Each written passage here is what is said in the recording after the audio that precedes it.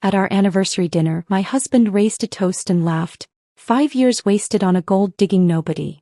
The guests chuckled, until I slid a folder across the table.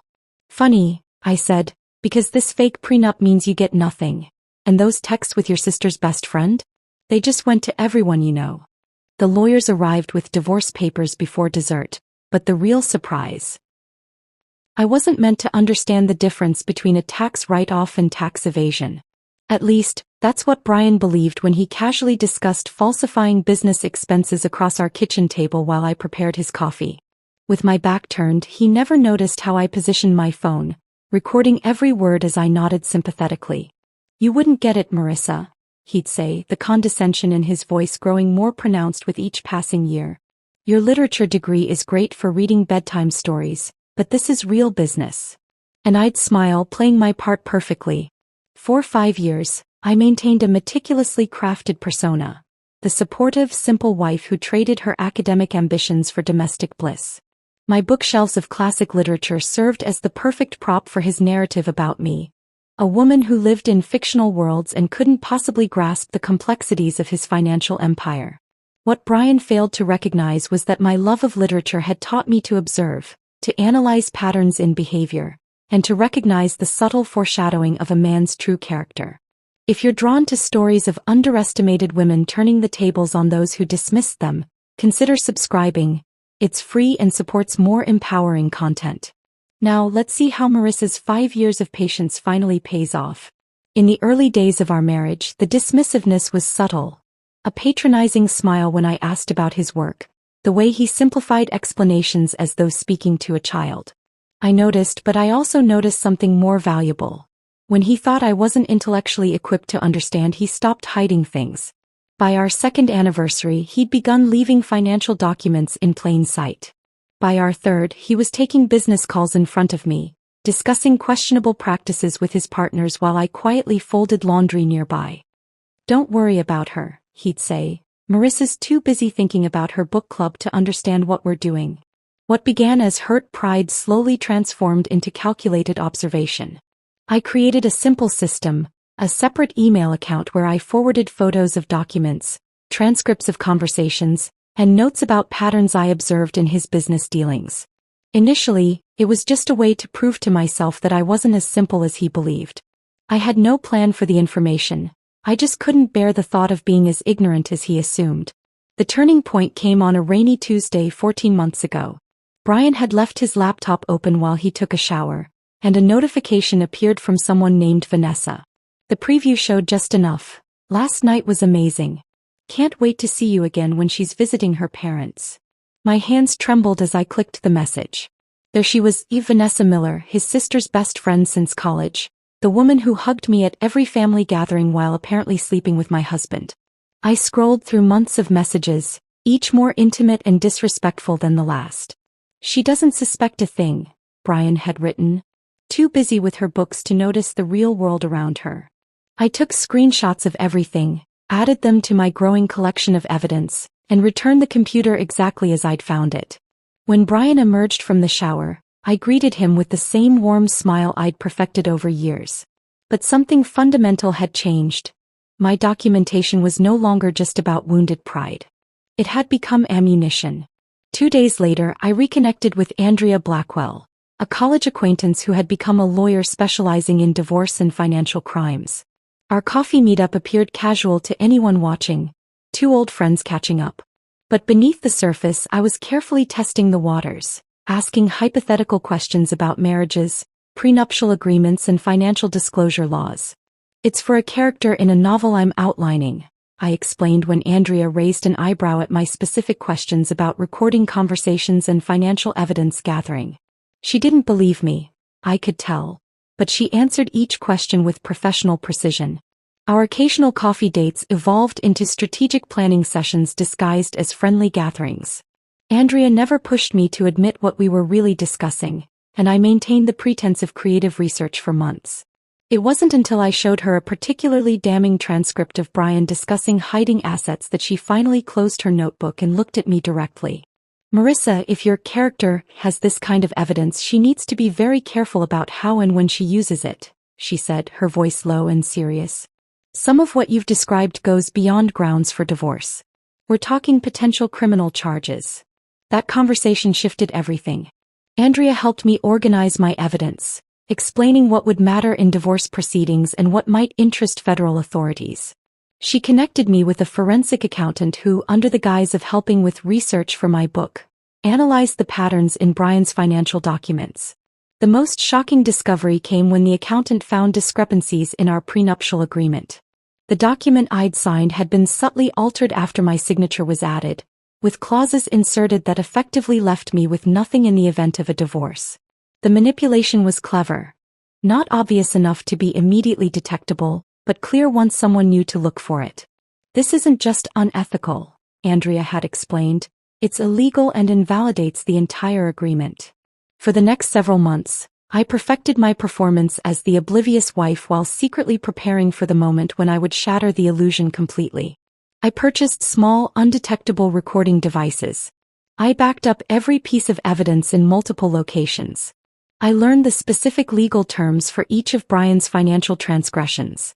And I waited for the perfect moment, our 5th anniversary dinner, the elaborate celebration Brian had insisted on hosting at Harlow's, an upscale restaurant downtown. He'd invited 40 guests, mostly his business associates and friends, with a sprinkling of my family members to maintain appearances. The invitations had gone out weeks ago, embossed with gold lettering that read, 5 years of partnership and success. As I traced the raised letters with my fingertip, I couldn't help but appreciate the irony. 5 years of partnership and success indeed, just not the kind Brian was celebrating. Last night, I laid out my outfit for the dinner, a sophisticated navy dress that Brian had once called suitable for a faculty wife. I placed Andrea's business card in my clutch, alongside a small thumb drive containing 5 years of evidence. In the morning, I would contact the IRS's whistleblower office with a carefully prepared report. The ticking clock on our bedroom wall counted down the hours until our anniversary dinner. Tomorrow, Brian would stand before our friends and family, glass raised in a toast to our marriage. And I would finally stop playing the role of the simple, tolerant wife he had forced me to become. The morning of our anniversary dawned with an unusual serenity. My hands should have trembled as I applied my makeup, but they remained steady. 5 years of practice had perfected my composure. Brian had already left for the office, promising to meet me directly at Harlow's. "I've arranged everything," he'd said, kissing my forehead like one might pat a child. "Just show up looking pretty." Harlow's gleamed under soft lighting when I arrived precisely 30 minutes early. The maitre d' recognized me immediately. "Mrs. Coleman, your husband has arranged a beautiful evening. The Magnolia Room is ready." I followed him through the main dining area to the private room Brian had reserved. Crystal chandeliers cast a warm glow over a horseshoe-shaped table adorned with white roses and silver accents. Place cards with calligraphy names marked each setting, with Brian and me positioned at the center curve. I made a slow circuit of the table, memorizing the seating arrangement. His business partners clustered to his right, my family relegated to the far ends. My manila folder slid perfectly into the side table drawer near my seat. I checked my phone one last time, confirming that Andrea would arrive precisely at 9 p.m. The text messages were queued and ready to send with a single command. 5 years of calculated tolerance would end tonight. Guests began arriving at 7. Brian's parents entered first, his mother embracing me with the practiced affection of someone who had always viewed me as a sensible if uninspired choice for her son. "You look lovely, dear," she said, her eyes already scanning the room for more important people. Brian's father merely nodded, his attention fixed on the bar setup. My sister Claire arrived with her husband, immediately sensing my tension. "Are you okay?" she whispered as she hugged me. I squeezed her hand reassuringly, the only person in the room who might have detected the steel beneath my smile. Brian made his entrance at 7:30, surrounded by his 3 closest business associates, all laughing at some shared joke. He looked handsome in his tailored suit, radiating the confidence of a man who believed himself untouchable. His eyes found mine and he offered the same indulgent smile he'd given me for years, affectionate but dismissive. "There's my beautiful wife," he announced, crossing the room to kiss my cheek. "Always punctual, always perfect." His hand lingered possessively at my waist as he whispered, I've arranged for the Thompson account to be finalized tonight. Jeffrey's here and will sign after dinner. I nodded appreciatively, knowing that the Thompson account was one of his more creative tax evasion vehicles. Another piece of evidence already documented and reported. Dinner progressed with practiced elegance. Conversations flowed around me while I maintained my role, smiling at appropriate moments, asking the right questions about children and vacations. Brian grew increasingly animated with each glass of wine, his hand occasionally patting my thigh beneath the table while he largely ignored me above it. Between the main course and dessert, Brian's business partner Daniel clinked his glass. I think it's time for a toast to the happy couple. Brian stood, champagne flute in hand, the room quieting as everyone turned toward him. His smile carried that familiar edge, the one that appeared when he felt particularly clever. 5 years ago I made what my friends called the safest bet of my career. He began, generating appreciative chuckles. Marriage to the quiet literature professor who was more interested in fictional worlds than the real one around her. I maintained my smile as murmurs of discomfort rippled through some guests. My colleagues warned me that marrying someone so academically focused might be challenging for a man in my position. He gestured expansively. But I saw what they didn't. A woman who would never question my business decisions, who would be content with the lifestyle I provided while staying safely in her lane. The room had grown awkwardly silent. Even his closest friends looked uncomfortable. So here's to 5 years wasted on a gold-digging nobody, he concluded with a laugh that failed to disguise the cruelty beneath the words. Who knew that my simple wife would be my greatest asset? The polite chuckles that followed held more discomfort than humor. My sister's face had flushed with anger, and even Brian's mother looked embarrassed by his display. As he sat down looking pleased with himself, I quietly opened the side table drawer and withdrew my folder. The moment had arrived. I'd like to respond to that lovely toast, I said, my voice carrying clearly through the stunned silence. Brian's smirk remained fixed as I stood, folder in hand. It's true that I've been quiet these 5 years, I continued, sliding the folder across the table toward him. But not for the reasons you think. Brian's expression shifted slightly as he glanced at the folder without opening it. What's this, honey? Anniversary gift? Perhaps save it for later. Oh, but it can't wait, I replied. It's funny you should mention assets because this fake prenup, the one you altered after I signed it, means you actually get nothing. His face drained of color as he flipped open the folder, revealing side-by-side comparisons of the original prenuptial agreement and his fraudulent version, with forensic documentation of the alterations. And speaking of assets, I continued, removing my phone from my clutch. Those texts with your sister's best friend Vanessa? They just went to everyone in this room. As if choreographed, phones began chiming throughout the room. Guests reached for them reflexively, confusion turning to shock as they viewed the explicit messages and photos I'd discovered. What have you done? Brian hissed, half rising from his seat. Exactly what you never expected me to do, I answered calmly. I paid attention. The atmosphere in the room transformed instantly. Brian's mother was staring at her phone in horror while his father looked away in disgust. My sister had moved to stand behind me, her hand resting supportively on my shoulder. You've misunderstood, Brian began, looking desperately around the table. These messages are dated and time-stamped, I interrupted, with your location data attached. Interesting how often you were working late at Vanessa's apartment. His business partner Daniel had already moved several seats away, studying the prenup documentation with growing concern. Brian, is this true?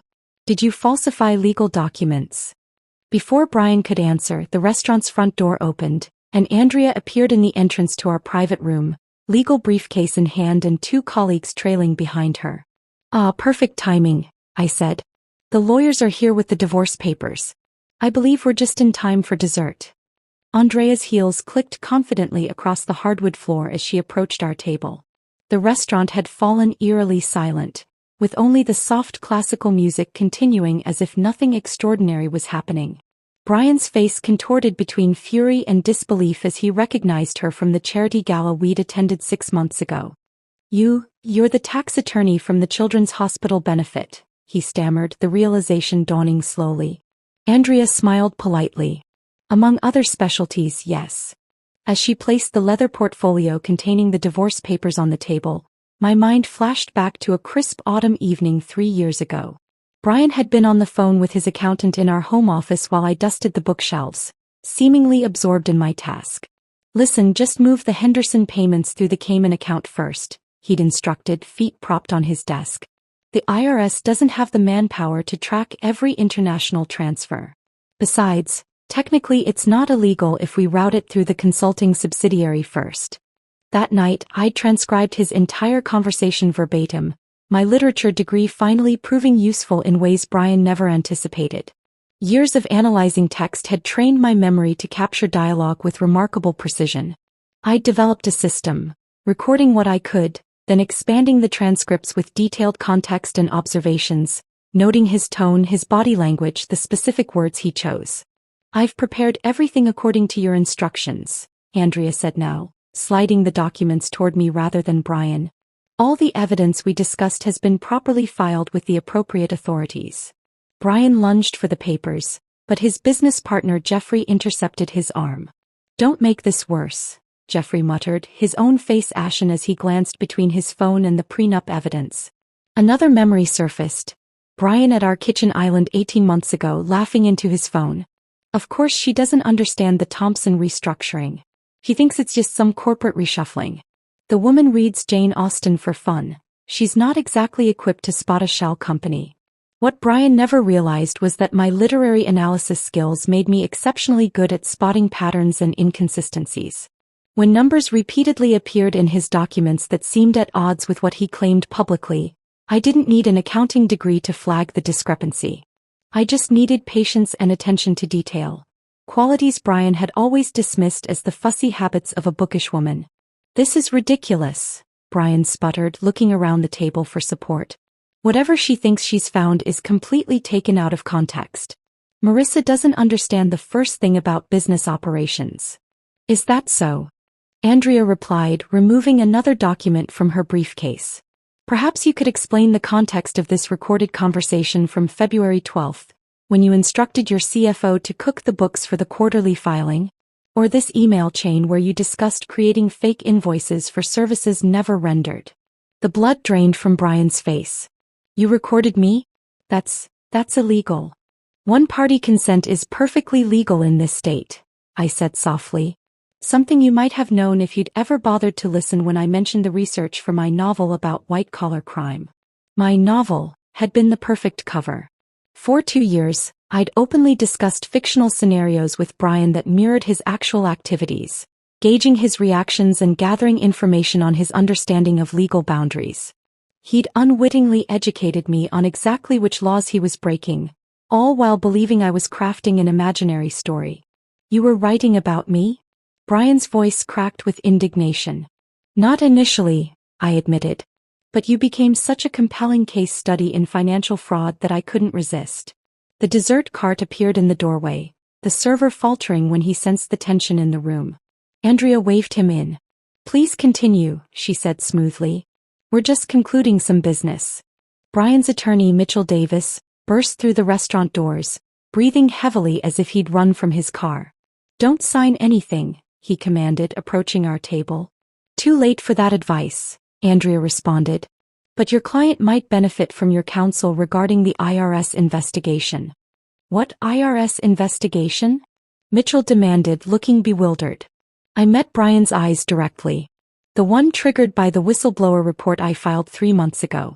All those evening phone calls when I said I was talking to my sister? I was building a case with the Financial Crimes Division." Brian's complexion turned gray. "You wouldn't understand enough to document your systematic tax evasion?" I interrupted. "To identify the shell companies you created to hide assets? To track the falsified charitable donations?" "Actually, I understood everything, Brian. I just never let you see that I did." The chocolate soufflé arrived at our table, the server placing it between us with practiced elegance, oblivious to the destruction of a marriage happening around him. Jeffrey stood abruptly. "I need to distance myself from this situation immediately," he announced, gathering his coat. Several other business associates followed suit, mumbling excuses and avoiding Brian's desperate gaze. "You can't just leave," Brian hissed. We've worked together for years. You're involved in half of these deals. That's exactly why I'm leaving, Jeffrey replied coldly. And why you'll be hearing from my attorney tomorrow. As Brian watched his carefully constructed network disintegrate before his eyes, a strange calm settled over me. The souffle deflated slightly in the center, much like Brian's illusion of control. You know what's ironic? I said, breaking the silence. If you had ever bothered to actually read any of the novels on my bookshelf, you might have recognized the classic narrative arc of hubris and downfall. Literature has been warning men like you for centuries. Brian's mother approached our table, her face rigid with controlled emotion. I'd like to understand exactly what's happening, she said, addressing me directly for perhaps the first time in our marriage. Your son created fraudulent financial records, evaded taxes and manipulated legal documents, I explained gently. And he's been having an affair with Vanessa for at least the past year. She nodded once, removed her pearl necklace, Brian's anniversary gift to her, and placed it on the table. I believe this belongs to your company, not to my son. Without another word, she collected her husband and departed. As the room continued to empty, Brian turned to me, his voice low and dangerous. You spent 5 years planning this? Living a lie. No, Brian, I corrected him. I spent 5 years married to a lie. Tonight I'm finally telling the truth. Mitchell pulled Brian aside, their urgent whispers carrying just enough for me to catch fragments about damage control and preliminary injunction. The remaining guests hovered uncertainly between tables, their anniversary celebration transformed into something unrecognizable. My sister Claire approached, sliding into the chair beside me. I always knew he was a jerk, she said quietly, but this is beyond anything I imagined. For the first time that evening, genuine emotion cracked through my carefully maintained composure.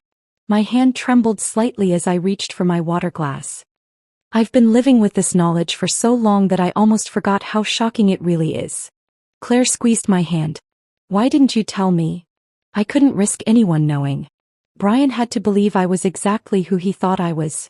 Too simple to understand, too devoted to question. Across the room, Brian's college friend Thomas was deleting contacts from his phone, his expression grim. I'm out, Brian, he announced, loud enough for everyone to hear. The Davidson contract was bad enough, but this, he gestured toward the evidence folder, this could implicate all of us. You're overreacting, Brian snapped, desperation edging into his voice. Marissa doesn't understand what she found. It's all perfectly explainable. To whom? Thomas countered. The IRS? The SEC? I have a family, man. I'm not going down for this. As Brian watched another pillar of his carefully constructed world crumble, something shifted in his expression. The shock and disbelief hardened into something darker. He straightened his tie and approached our table with renewed purpose. We need to talk, he said, his voice low and controlled. Privately. I don't think that's necessary, Andrea interjected smoothly. Anything you have to say can be directed through legal channels from this point forward. This doesn't concern you, Brian hissed, then turned to me. Marissa, think about what you're doing. 5 years together means nothing to you? You're willing to destroy everything over some misunderstanding. For a moment, the familiar pattern nearly reasserted itself. His commanding tone, my anticipated acquiescence. The muscle memory of submission twitched within me. Then I remembered his toast. 5 years wasted on a gold-digging nobody. There's no misunderstanding, I replied, my voice steady. And there's nothing to discuss. Brian leaned closer, lowering his voice.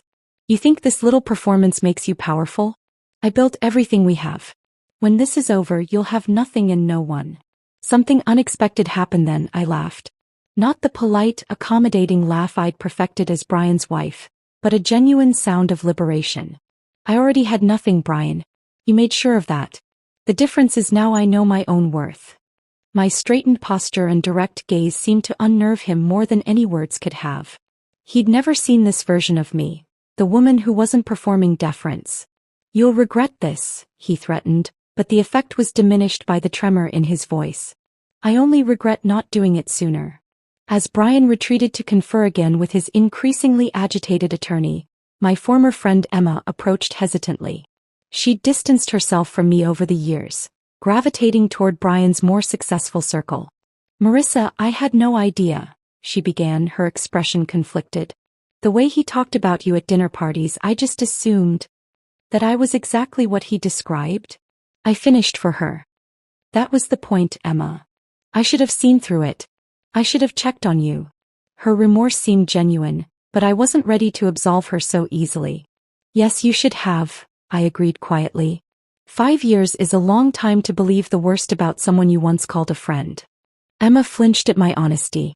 In the past, I would have rushed to ease her discomfort, to smooth over the awkwardness. But that woman, the one who prioritized everyone's feelings above her own, had served her purpose. I didn't need her anymore. Across the room, Brian's remaining business associates huddled around their phones, frantically checking accounts and messages. The elegant anniversary dinner had devolved into a crisis management session, with former allies now potential liabilities to each other. My brother-in-law Mark, who had always been quiet around Brian, surprised me by bringing a fresh glass of wine to our table. Thought you might need this, he said, setting it before me. For what it's worth, I always knew you were the smartest person in any room Brian entered. Yet you never said anything, I observed without rancor. Mark nodded, accepting the gentle rebuke. I convinced myself it wasn't my place. I was wrong. As conversations continued around us in hushed, urgent tones, Brian's phone rang. The ringtone, a specific chime he used only for his executive assistant, cut through the murmurs. He checked the screen, his face draining of color as he answered. What do you mean they're there now? His voice had lost its commanding edge, replaced by barely controlled panic. Don't let them access anything. Nothing. I'm on my way. He ended the call, looking around the room with fresh desperation. I need to go to the office. There's an emergency. What kind of emergency? His lawyer asked sharply.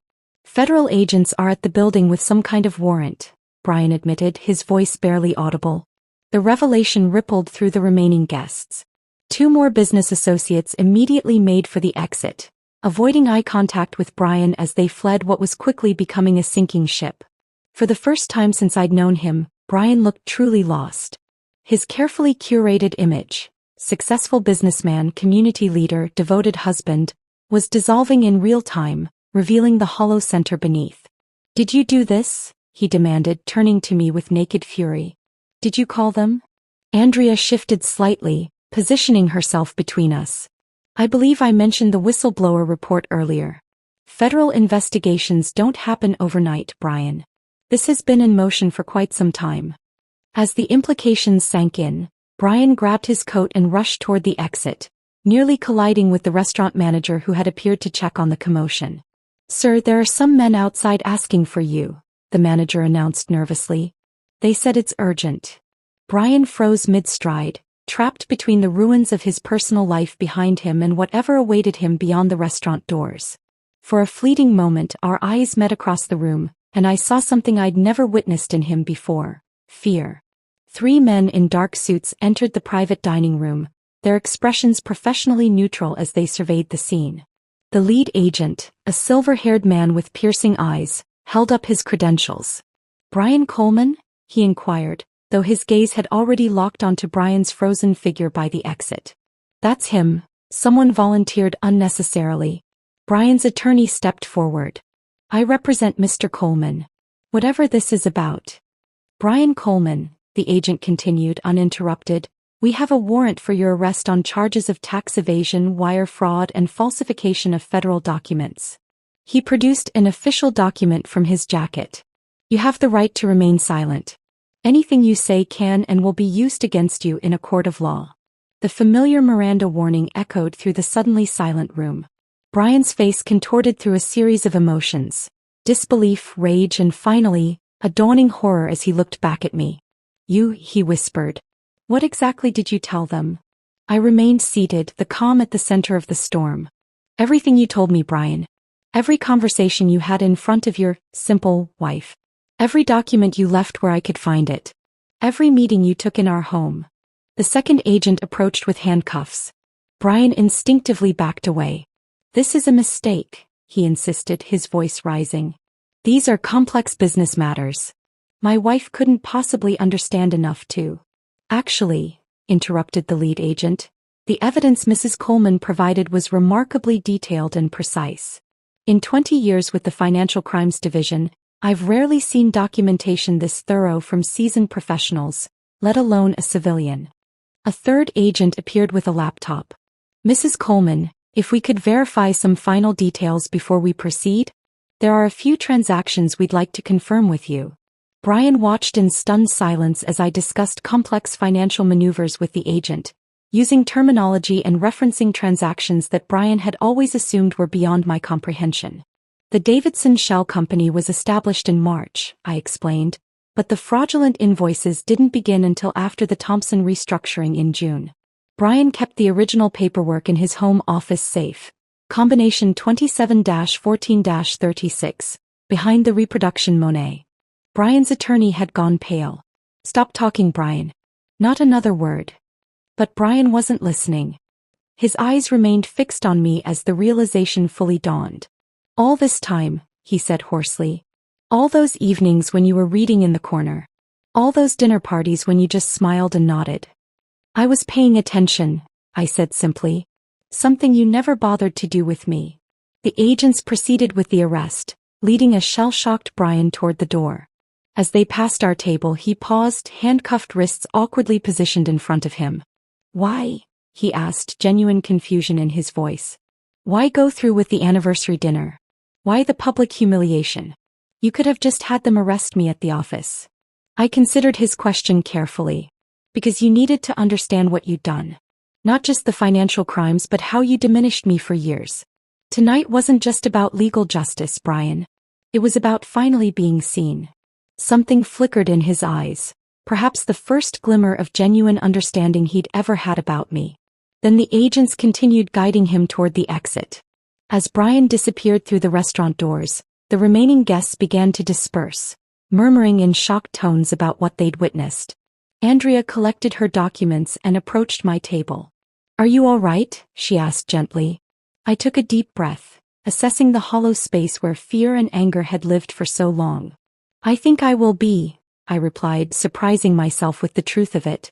Claire wrapped an arm around my shoulders. "What happens now? Do you need a place to stay tonight?" I shook my head. "The house is in my name as of this afternoon." Another detail Brian never bothered to read in the documents I occasionally asked him to sign. Andrea smiled appreciatively at this final strategic move. "The federal case will take months, possibly years.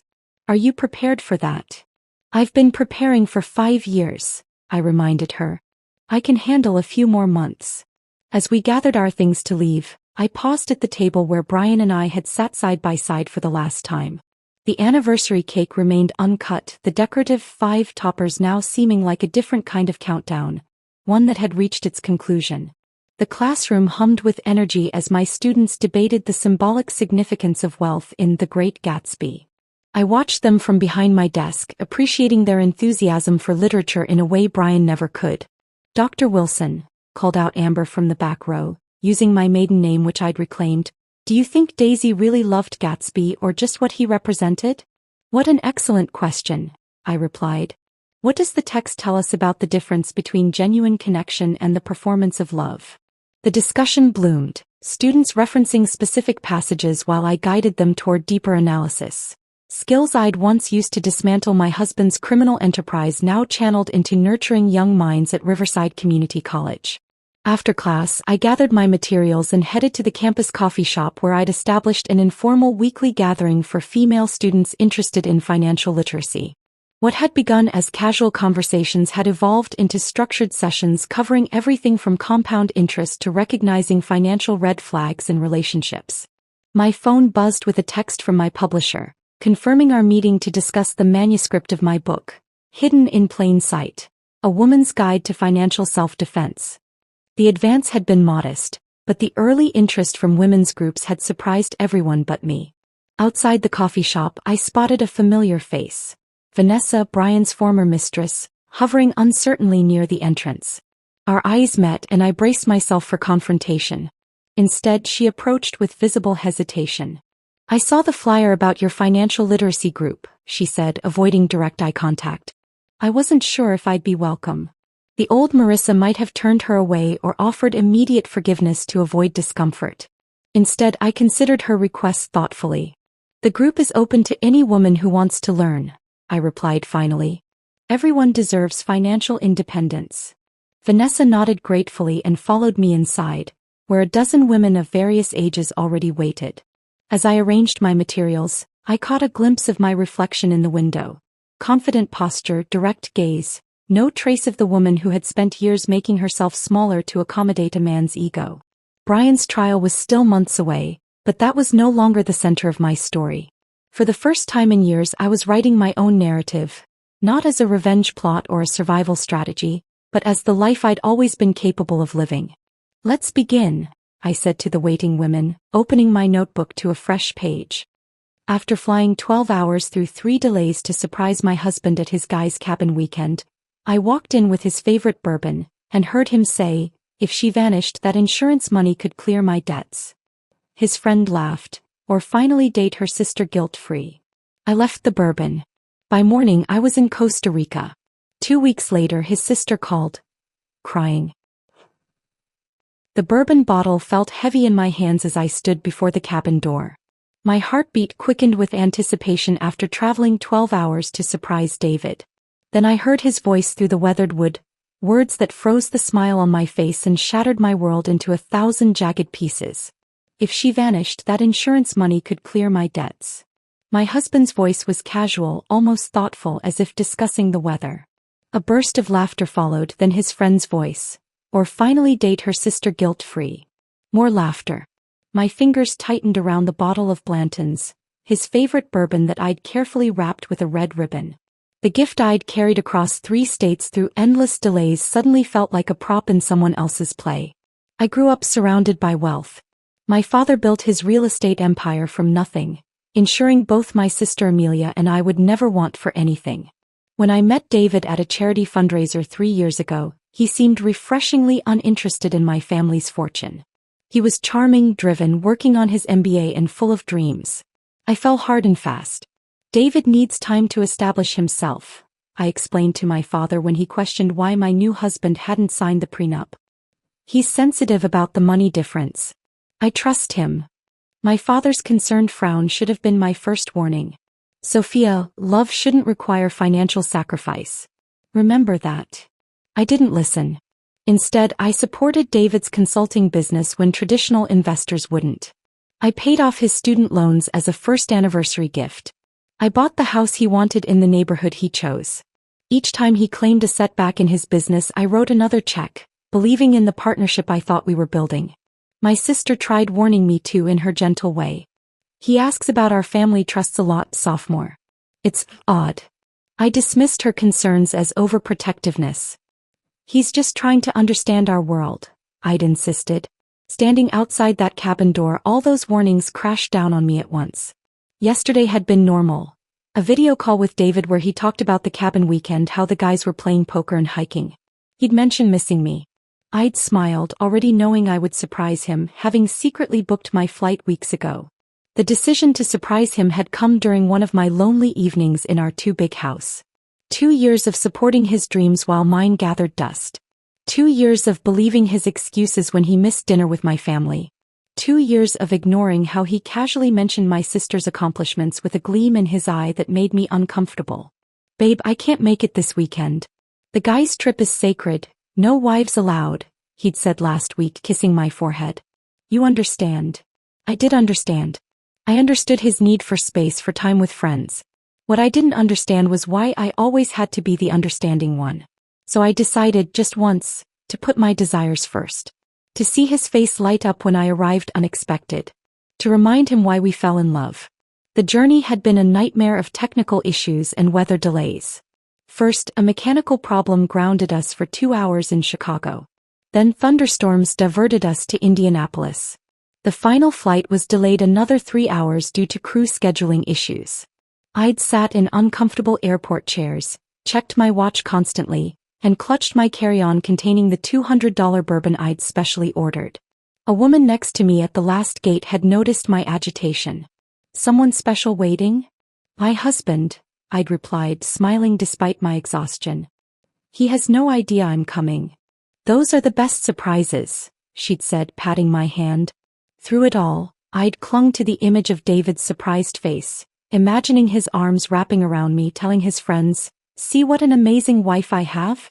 Now I stood paralyzed outside the wooden door of cabin number 8, the revelation still ringing in my ears. "How much is the policy for again?" David's friend asked. $2 million. Took some convincing to get her to sign the papers. Told her it was about our future family. I pressed my hand against my mouth to stifle any sound. My legs trembled but somehow held me upright. "Dude, that's cold," another voice said, though he was chuckling. "Cold? It's strategic," David replied. "Her dad's worth 9 figures. Her sister's single and a lot more fun. Sophia's sweet but boring. Always worried about disappointing daddy." Something inside me, something that had been bending for 2 years, finally broke. A memory surfaced. David casually suggesting we go skydiving, mountain climbing, scuba diving, all activities that could end tragically. I thought he was being adventurous. Now I understood. He was looking for accidents to happen. The bourbon bottle nearly slipped from my grasp. I set it down silently by the door, carefully removing the gift tag with my name.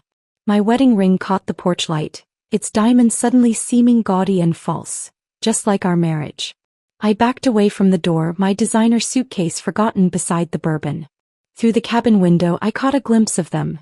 David and 3 friends, cards and cash on the table, beers in hand. My husband was smiling, completely at ease while discussing my death. This man who kissed me goodbye at the airport 3 days ago. This man who promised to love me through sickness and health. This man who had access to every account, every asset I owned. My wedding ring felt like it was burning into my skin. I twisted it off as I walked back to my rental car, my mind racing through all the signs I'd ignored. The questions about my life insurance. The subtle distancing from my friends and family. The accidental meetings with my sister. As I slid into the driver's seat, I placed my wedding ring in the cup holder. A small, glittering testament to a marriage built on lies. For a brief moment, I considered confronting him, imagined the satisfaction of seeing his face when he realized he'd been caught. But self-preservation won out.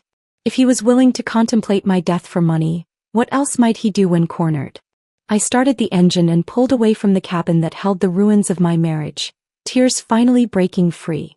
But beneath the devastation, something else was forming. A cold, clear determination. By morning, I would be in Costa Rica. By the time David returned home, I would be officially missing. Let him sweat. Let him wonder. Let him face those debt collectors alone. I may have been raised with wealth and privilege, but my father also taught me something David had clearly forgotten. Never underestimate a woman with resources and a reason for revenge. My hands didn't shake as I sat in my rental car in the dimly lit parking lot a mile from the cabin. That surprised me. The numbness had settled in, wrapping around me like a protective shield. I pulled out my phone and opened the airline app. One-way ticket. Furthest place I could think of on short notice. Costa Rica. Confirmation email arrived seconds later. No hesitation, no second thoughts. I drove to the nearest 24-hour pharmacy, purchased a prepaid phone and activated it in the parking lot. Then I called my assistant. "Megan, I need you to do something for me, no questions asked." "Of course, Ms. Reynolds. Is everything all right?" "I'm taking an extended personal trip. Emergency. I need you to cancel all my appointments for the next month. If anyone asks, including David, you haven't heard from me since yesterday." Pause. "Should I be worried about you?" "No," I said, surprising myself with how calm I sounded. "I just need time. I'll contact you when I can." I hung up and removed the battery from my regular phone. David could track that one. The rental car GPS could be tracked too. I returned it to the airport and took a rideshare to a different airport in the next state over. Every decision calculated, mechanical. As if someone else was moving my body while I watched from a distance. The red-eye flight was half empty.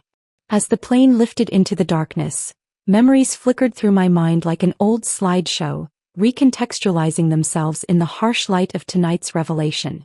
David commenting on my sister's dress at Christmas dinner. Amelia always had great taste. The way his eyes lingered. His suggestion that I change my will after we married.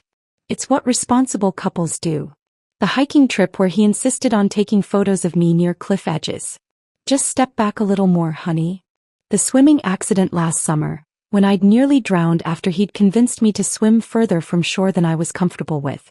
"You're stronger than you think," he'd said, then somehow wasn't nearby when I started struggling. His casual dismissal of my fertility concerns. "We have plenty of time for kids. Let's enjoy being just us for now."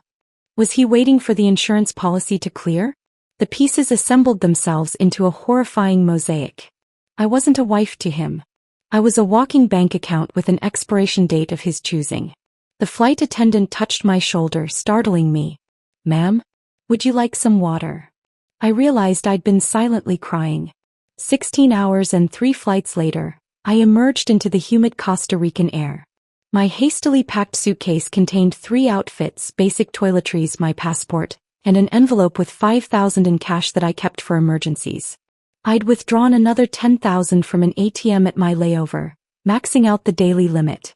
My credit cards remained untouched, those could be traced. The taxi driver didn't speak much English, which suited me fine. I showed him the name of a small hotel I'd found online during my layover. Not a resort, nothing luxury. Nothing David would ever think to look for me in. "Playa Hermosa," he nodded, pulling away from the airport. Through the window, lush greenery and colorful buildings blurred together. I was 3,000 miles from home, from the life I'd built, from the husband who'd been plotting my death. My wedding ring finger felt naked, the tan lines stark against my skin. The hotel, Posada del Mar, sat on a quiet stretch of beach, its weathered blue paint peeling in the salt air. The lobby consisted of a small front desk and a few rattan chairs. A ceiling fan turned lazily overhead. The older woman at the desk smiled warmly. "Reservation?" "No, I hesitated. "Do you have any rooms available?" "For a few weeks." She assessed me, disheveled, exhausted, eyes swollen from silent tears. Whatever she saw made her nod gently. "We have a room with ocean view. Very peaceful." When she pushed the registration card toward me, I hesitated only briefly before writing Sophia Reynolds, my maiden name. A name I hadn't used in 2 years. A name that felt both foreign and like coming home. "Just you, Senora Reynolds?" "Yes. Just me." "On vacation?" I paused, unsure how to answer. "Starting over." Something in her eyes softened with understanding. She handed me a key, an actual metal key, not a key card. "Room 8. Up the stairs, end of walkway. Very private." The irony of another room 8 wasn't lost on me. I'd stood outside one cabin door and lost everything. Now I was entering another room 8 to begin again. The room was simple, white walls, tile floor, a queen bed with a blue coverlet, and double doors that opened onto a small balcony overlooking the ocean. The bathroom had a shower with inconsistent water pressure. No air conditioning, just a ceiling fan. Nothing like the luxury hotels David and I usually stayed in. It was perfect. I dropped my suitcase and walked to the balcony. The sun was setting, painting the sky in shades of orange and pink. Waves crashed rhythmically against the shore.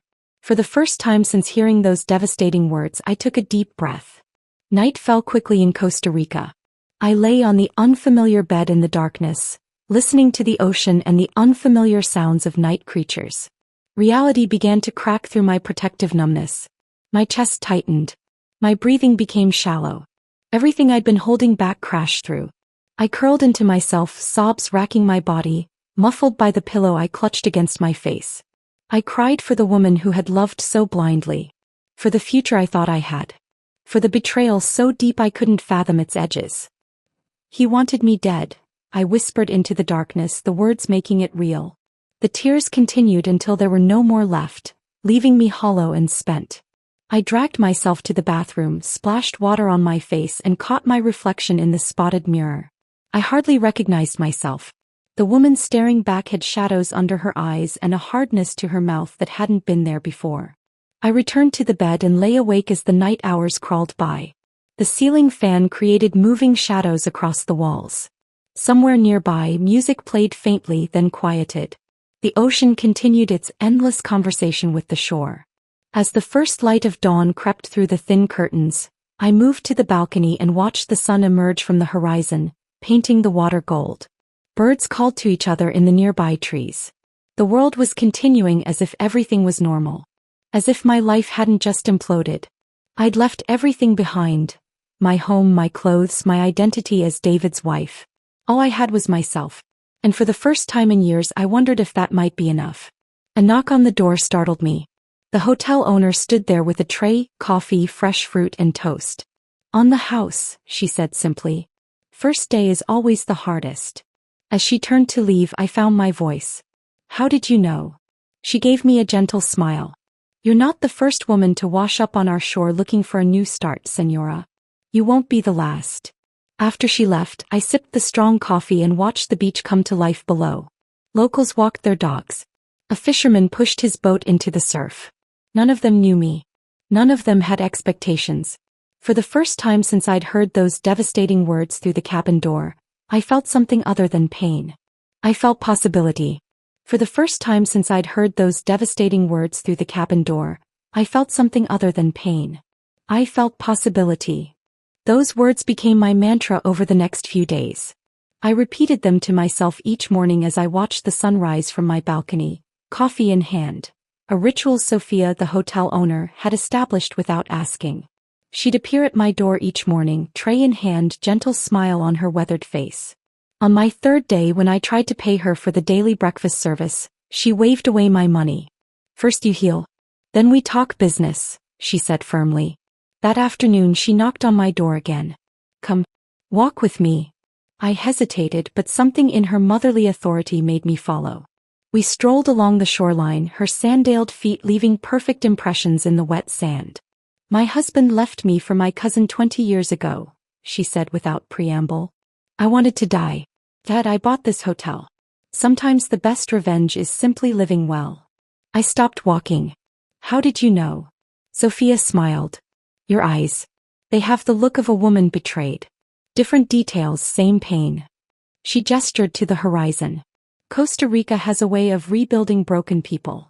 That evening I sat on my balcony watching tourists laughing on the beach below, couples holding hands, families building sandcastles, and felt a sudden, overwhelming isolation. I'd spent 3 days hiding in my room, nursing wounds no one could see. But what was I hiding from? David didn't know where I was. No one did. The next morning I ventured out before Sophia's breakfast delivery. The sand felt cool beneath my feet as I walked along the shoreline, watching the sky transition from navy to pink to brilliant blue. A local vendor was setting up his fruit stand, arranging mangoes and pineapples in colorful patterns. "Buenos dias," he called, waving me over. He sliced a piece of mango and handed it to me. The sweetness exploded in my mouth, a reminder that pleasure still existed in this world. This became another ritual. Morning walks, fresh fruit, exchanged smiles with locals who asked nothing of me. Each day I ventured a little further from the hotel. Each day the weight on my chest lightened fractionally. A week into my self-imposed exile, I passed a small salon tucked between a souvenir shop and a cafe. Through the window I caught my reflection, long hair pulled back in my signature neat ponytail. David had always loved my hair, called it my crown. He'd complain whenever I suggested cutting it. Before I could reconsider, I walked into the salon. The stylist, a young woman with vibrant blue streaks in her dark hair, looked up and smiled. "Can I help you?" "I want it all gone," I said, pulling the elastic from my ponytail and letting my hair fall around my shoulders. "Short. Different. Not me, at least not the old me." She studied my face, then nodded. "I know exactly what you need." I closed my eyes as she worked, the snip of scissors oddly comforting. When she finally turned my chair toward the mirror, I barely recognized myself. My hair now fell in choppy layers that framed my face, highlighting cheekbones I'd forgotten I had. I looked younger. Freer. "Beautiful," the stylist said, satisfaction in her voice. I touched the ends of my hair. "Yes," I agreed. "It is." From the salon I walked to a small boutique selling locally made clothing. I purchased flowing linen pants, colorful cotton tops, comfortable sandals. Nothing like the designer labels that filled my closet at home. I threw away the clothes I'd packed, keeping only the practical items. The woman I'd been, the one who wore silk blouses and tailored slacks, who coordinated her accessories with precision, seemed like a stranger now. That evening, Sophia nodded approvingly at my transformation. "Now you look like you belong here." "I'm starting to feel like I do," I admitted. 2 days later, wandering through a quiet side street, I discovered a small art gallery. Paintings of local landscapes filled the walls. Vibrant, emotional interpretations of beaches and jungles that captured something beyond mere appearance. An elderly man sat in the corner, sketching. "You like art?" he asked in accented English, noticing my interest. "I used to paint," I replied. "Years ago. Before David. Before I set aside my creative pursuits to support his dreams. Before I became the perfect corporate wife." The man, Miguel, I later learned, handed me his sketchbook and a pencil. "Show me." I hesitated, then sat beside him. My first strokes were tentative, but soon my hand remembered what my mind had forgotten. The curve of the coastline, the texture of palm fronds, the play of light on water. I lost track of time, lost in the simple joy of creation. "You have talent," Miguel said when I finally looked up. "Come back tomorrow. I teach you more." I did go back, day after day. The small gallery became my sanctuary. Miguel taught me new techniques, introduced me to local artists, encouraged me to experiment. I started with pencil sketches, then moved to watercolors, then acrylics. Each medium unlocked something that had been dormant inside me. "Your work has sadness," Miguel observed after a few weeks. "But also strength. This is good. Art should tell truth." 3 weeks into my stay, I finally accessed my email through the hotel's public computer. Over 200 messages awaited me. Increasingly frantic ones from David, concerned ones from friends, a few from my sister wondering why I wasn't responding to her texts. The most recent from David was addressed to the police, copied to me, reporting me as a missing person, describing me as emotionally fragile and possibly suicidal. My hands trembled as I logged into our joint bank account, the one where my monthly allowance from my trust fund was deposited. The balance was zero. Every penny transferred to an account I didn't recognize 2 days after I disappeared. My separate personal account, the one David didn't know about, remained untouched. I sat back, staring at the screen. He was already collecting, assuming I was dead or as good as. The insurance policy wouldn't pay out yet, but he'd taken what he could reach. The final confirmation of his betrayal should have devastated me. Instead, it hardened my resolve. That evening, as I sat on my balcony with a glass of local wine, Sophia joined me. We watched the sunset in companionable silence before she spoke. "You look different today." "Decision made." I nodded. "I think it's time to stop running and start fighting back." Sophia raised her glass. "To phoenixes then. Rising from ashes." I clinked my glass against hers. The woman who had arrived at Posada del Mar, broken, betrayed, lost, was gone. In her place sat someone stronger. Someone with a plan. I clinked my glass against Sophia's. "To phoenixes then. Rising from ashes." The plan was still forming, nebulous but strengthening.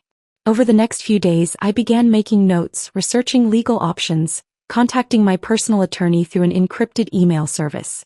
I was careful, methodical, the way my father had taught me to be with business decisions.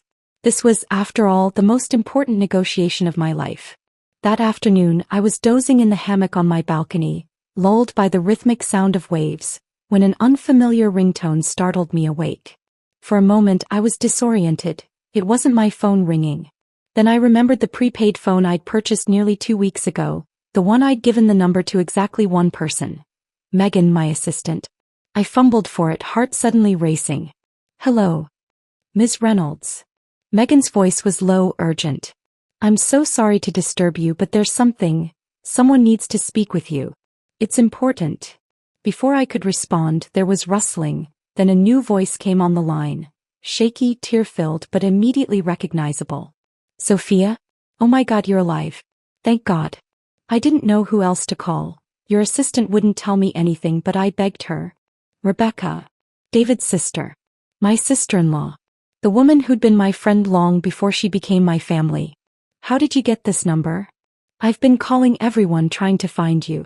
David said you disappeared, that you might have hurt yourself." Her voice broke. But I knew, I hoped. I sat up straight, instantly alert. "Rebecca, slow down. What's happening?" A sob escaped her. "There are men at David's house, our house. Dangerous men. They say he owes them money. A lot of money. They threatened him, Sophia. They threatened me." My stomach tightened. What kind of men? The kind who break things. Fingers. Faces. Her voice dropped to a whisper. They gave him 3 days to pay or they'll make an example of him. They know about me, about my house. They said if he runs, they'll take my house instead.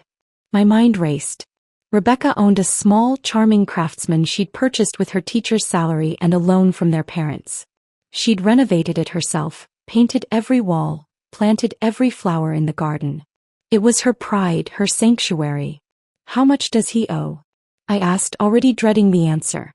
$300,000, she whispered. Gambling debts. I had no idea it was this bad, Sophia. None of us did. The pieces clicked together with sickening clarity. The desperate need for my insurance money. The attempts to access my trust fund.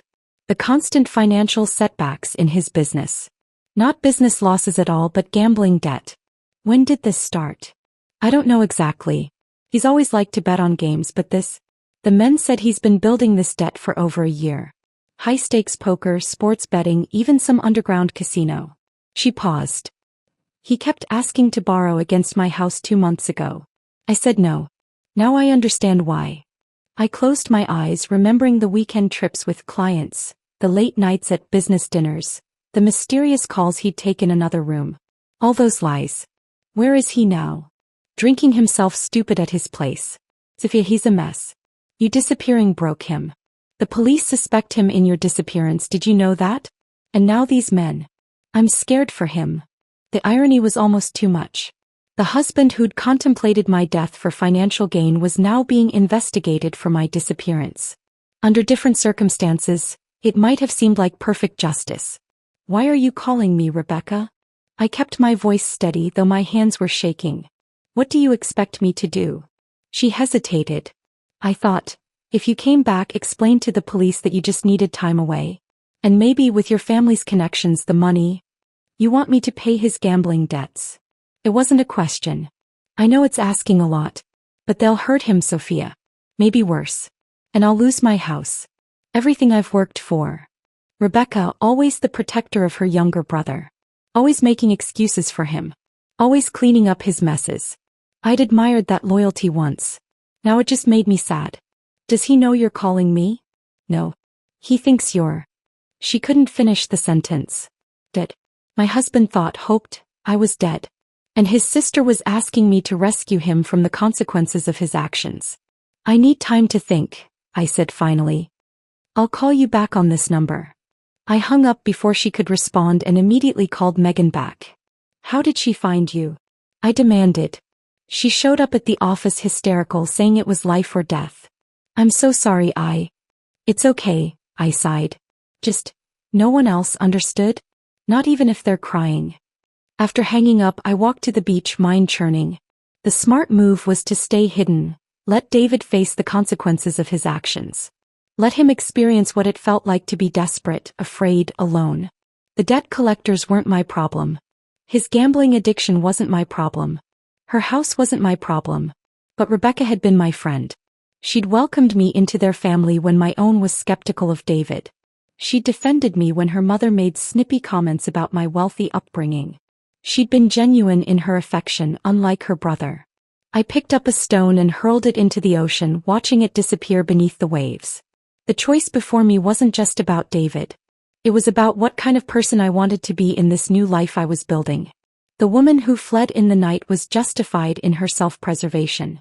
But the woman I was becoming, stronger, clearer, more purposeful, she needed to make decisions she could live with.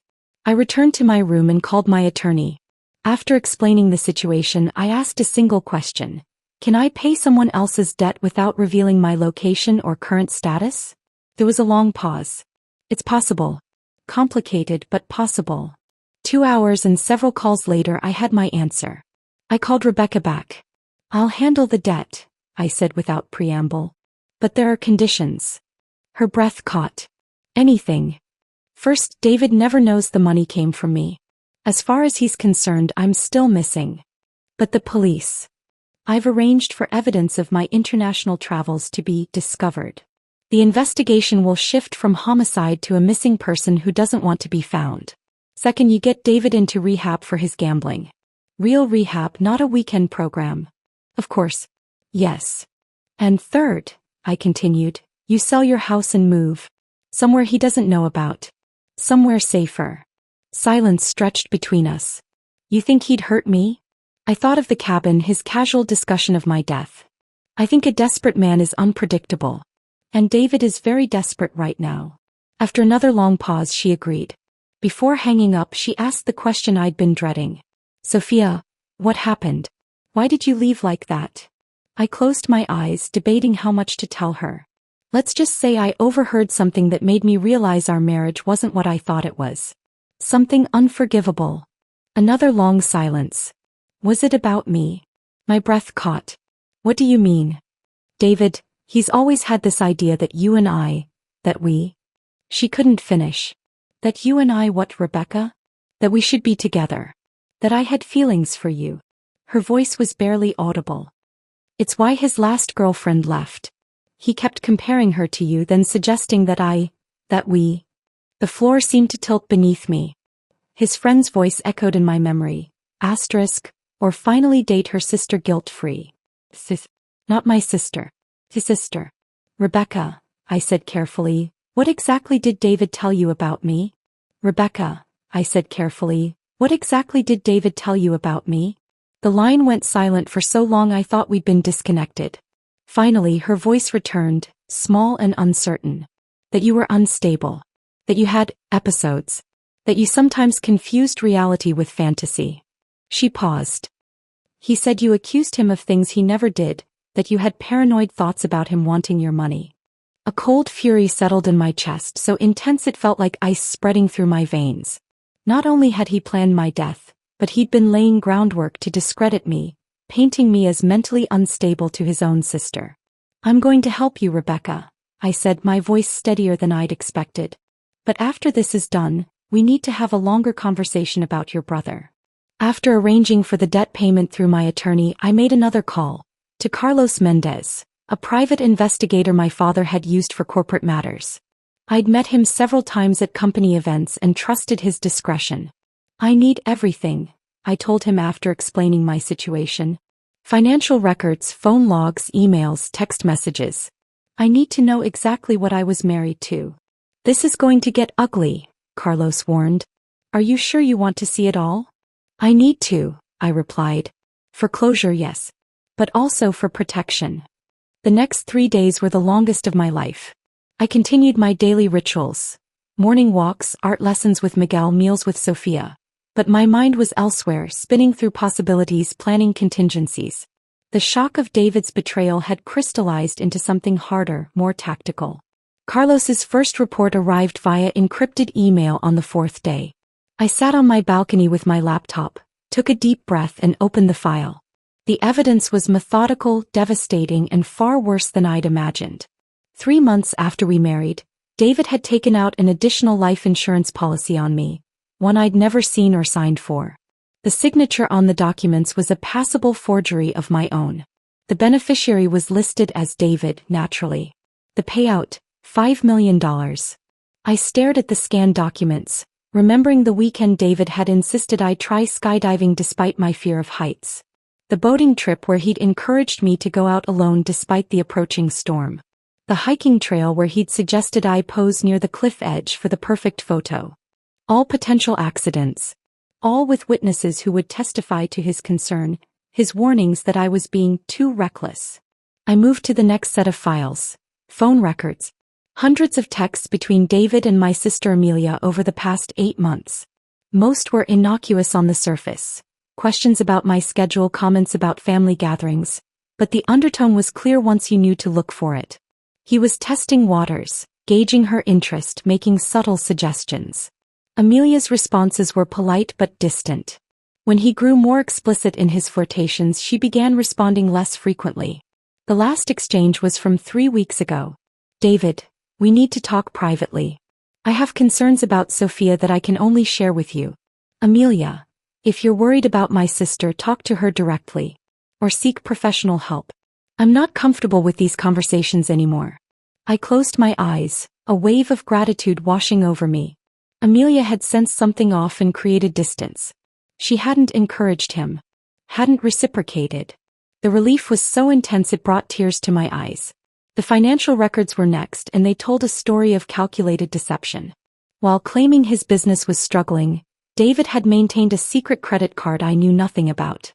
The statements showed purchases at luxury retailers, high-end restaurants, expensive hotels, none of which had been with me. There were charges from jewelry stores on significant dates. My birthday, our anniversary, Christmas. Gifts I'd never received.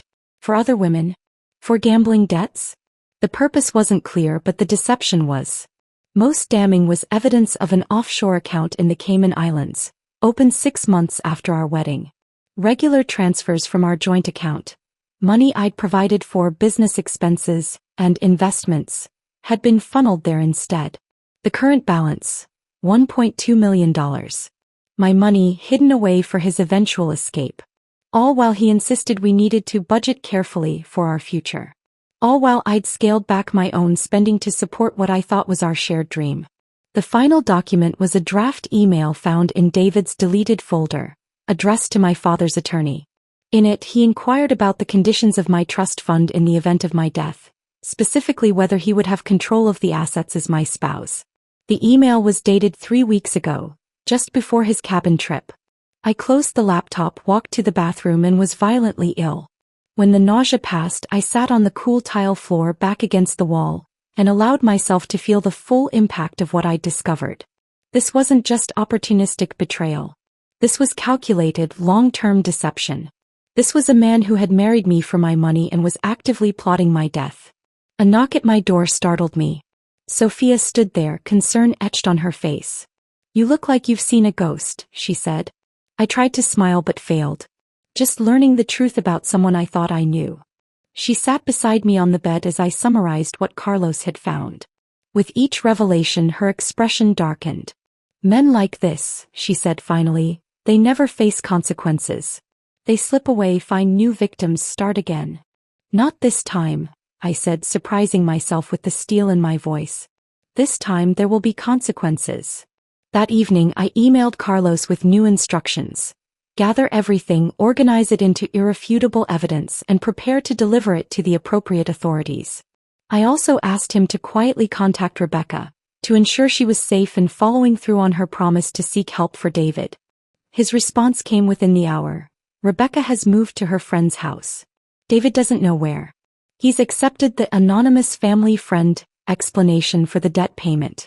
He's also drinking heavily and making threats about finding you." I forwarded everything to my attorney with clear instructions. Prepare for war, but wait for my signal. Then I opened a new document and began typing.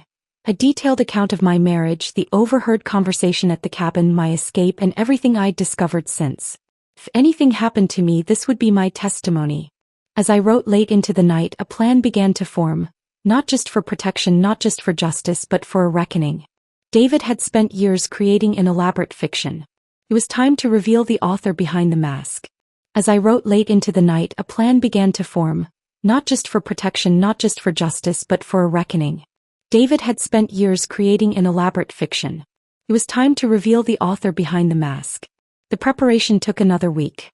I needed everything to be perfectly timed, every contingency planned for. This wasn't about revenge, a hot, impulsive action fueled by hurt. This was about justice. Cold, deliberate, and complete. First, I consolidated my financial position. With Carlos's help, I transferred remaining funds from joint accounts into secure ones David couldn't access. I contacted credit card companies to flag suspicious activity, backdating the requests to before my disappearance. I had my attorney draft an emergency petition to freeze the offshore account, ready to file at the right moment. Next came the legal preparations.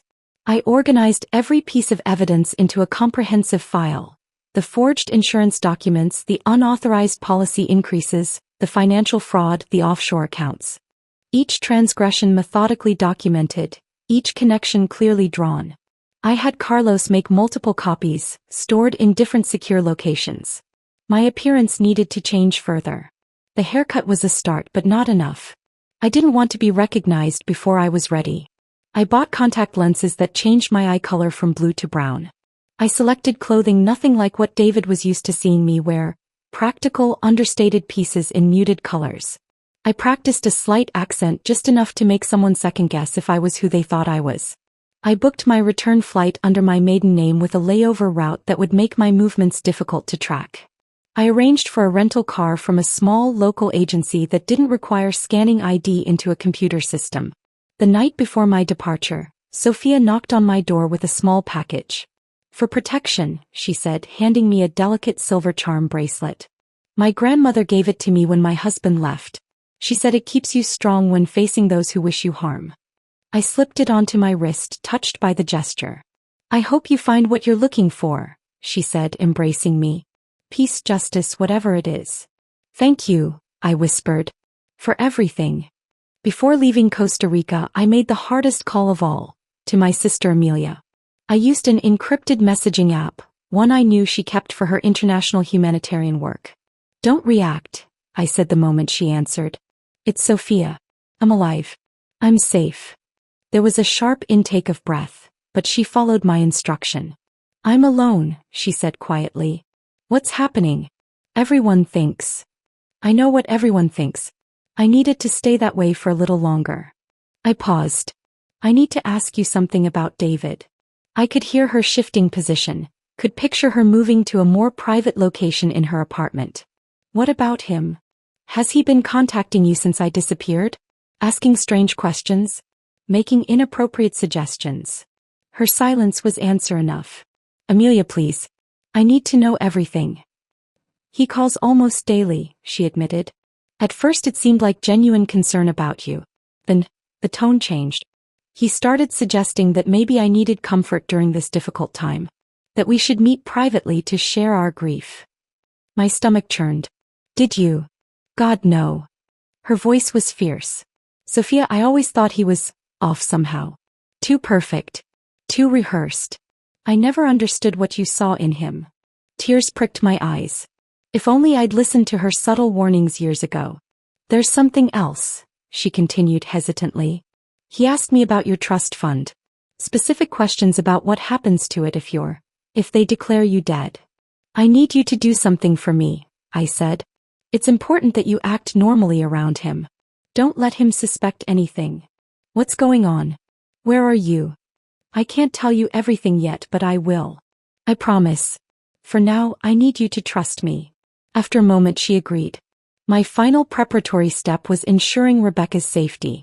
I had Carlos arrange for a security detail to monitor her new location discreetly. I also established an emergency fund for her through my attorney, accessible if needed. She was another of David's victims, manipulated and used in his schemes. She deserved protection. The day before my flight home, I made an anonymous call to the FBI's Financial Crimes Division. I didn't provide details, just enough information to prompt them to look closer at David's activities. The insurance fraud, the offshore accounts, the identity theft. All federal crimes. They wouldn't move immediately, but they would begin watching. The flight back to the States felt surreal. 3.5 weeks had passed since I'd overheard those fateful words at the cabin. In that time I'd died and been reborn. The naive, trusting woman replaced by someone stronger, clearer, and far more dangerous to David's plans. I arrived at night, driving my nondescript rental car through familiar streets that somehow felt foreign. The neighborhoods hadn't changed, I had. As I approached our gated community, I didn't use the main entrance where security might recognize me. Instead, I used the service road I'd discovered years ago when I'd accidentally locked myself out during a morning run. Our house, a sprawling Tudor-style home with manicured gardens and dramatic lighting, looked exactly as I'd left it. Lights glowed warmly in the downstairs windows. David was home. I parked a block away and walked the perimeter of our property, staying in shadows. Through the living room window I could see him, pacing, phone to his ear, gesturing angrily. Even at a distance I could tell he was disheveled, unshaven. The perfect, polished husband was unraveling. I didn't approach the house yet. Instead I checked into a small hotel under my new identity. Tomorrow would come soon enough. Tomorrow, when the debt collectors were scheduled to return, expecting the next payment. Tomorrow, when David would discover that his carefully constructed world was about to collapse. In my hotel room I laid out everything I would need for the confrontation. The evidence files, the legal documents, the digital recordings. I charged my devices and prepared the small audio recorder I would keep in my pocket. I slept surprisingly well that night, dreamless and deep. When I woke, I didn't feel fear or anxiety, just a calm certainty. I dressed carefully in clothes that gave nothing away, applied minimal makeup, and wore the silver charm bracelet Sophia had given me. As the sun set, I drove back to our neighborhood. This time I didn't hide in shadows. I walked directly up our curved driveway, past the fountain that had been David's insistence, toward the massive front door with its decorative leaded glass. I didn't use my key. I didn't belong to this house anymore. Instead, I rang the doorbell and waited, standing tall and unafraid as footsteps approached from inside. I didn't use my key. I didn't belong to this house anymore. Instead, I rang the doorbell and waited, standing tall and unafraid as footsteps approached from inside. The door swung open. David stood there, unshaven, hair disheveled, wearing the same Columbia Business School sweatshirt he'd had since we met. For a split second he didn't recognize me. The new hair, the contacts, the different clothes. Then his eyes widened in disbelief. "Sophia?" he whispered, his face draining of color as though he'd seen a ghost. In a way he had. I stepped forward, not waiting for an invitation. "We need to talk." He backed away automatically, his mouth opening and closing without words. I walked past him into the foyer, the marble floor echoing under my steps. The house smelled stale, unwashed dishes, day-old takeout containers, the faint scent of whiskey. "You're alive," he finally managed, following me into the living room. "Where have you been?" "I've been out of my mind with worry. The police thought that you killed me?" I turned to face him, my voice steady. "Yes, I imagine that was inconvenient for your plans." His expression shifted rapidly, shock giving way to tentative relief, then wariness. "What are you talking about? I've been searching everywhere for you." He moved toward me, arms outstretched as if for an embrace. "Baby, I thought I'd lost you." I stepped back. Don't even try."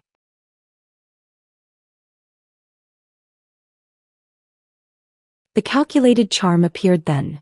The expression I'd fallen for countless times. The furrowed brow of concern, the soft, hurt eyes, the slight tremble in his voice. "Sophia, whatever you think happened, whatever you're upset about, let me explain. I was at the cabin, David." I watched his face carefully as understanding dawned. "I heard everything." His expression froze, then rearranged itself into wounded confusion. "The cabin? What are you talking about?" "I flew 12 hours through 3 delays to surprise you. I brought your favorite bourbon.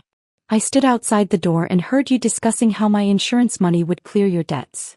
He paled further but recovered quickly. "You misunderstood. It was a joke, dark humor between friends. You know how guys talk. And your friend's comment about dating my sister guilt-free if I vanished? Was that a joke too?" "Not your sister," he corrected automatically, then caught himself. "I mean, we weren't." "Your sister," I finished for him. "Yes, Rebecca told me about your little obsession. About how you've been trying to manipulate her too." Anger flashed across his face, quickly suppressed. "Rebecca? You've spoken to her? Where have you been?" "That's not important." I set my purse on the coffee table and removed a thick manila envelope. "What matters is what happens next." His eyes fixed on the envelope. "What is that?" "Everything."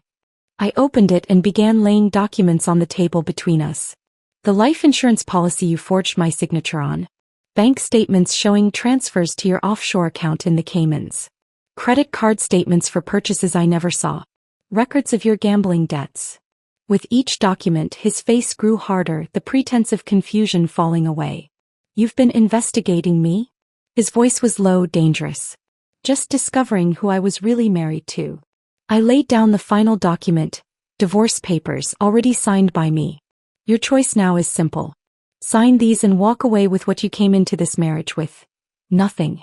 Or don't, and I take everything to the FBI, the insurance company, and the district attorney." He stared at me, calculation replacing shock. I could almost see him weighing options, looking for leverage for escape routes. "You'd get nothing," he finally said. "No one would believe you. You've been missing for weeks, acting erratically. I've documented your unstable behavior for months. Your paranoid accusations, your mood swings. You mean the groundwork you were laying?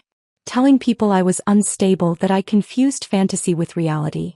I smiled thinly. Rebecca told me all about it. His expression darkened. You think you're so clever. You and your family looking down on me from the beginning. You have no proof of anything. Actually, I do. I pulled out my phone and played a recording, his conversation with the insurance agent, requesting an increase in my policy without my knowledge. The agent's concerned questions. David's smooth lies.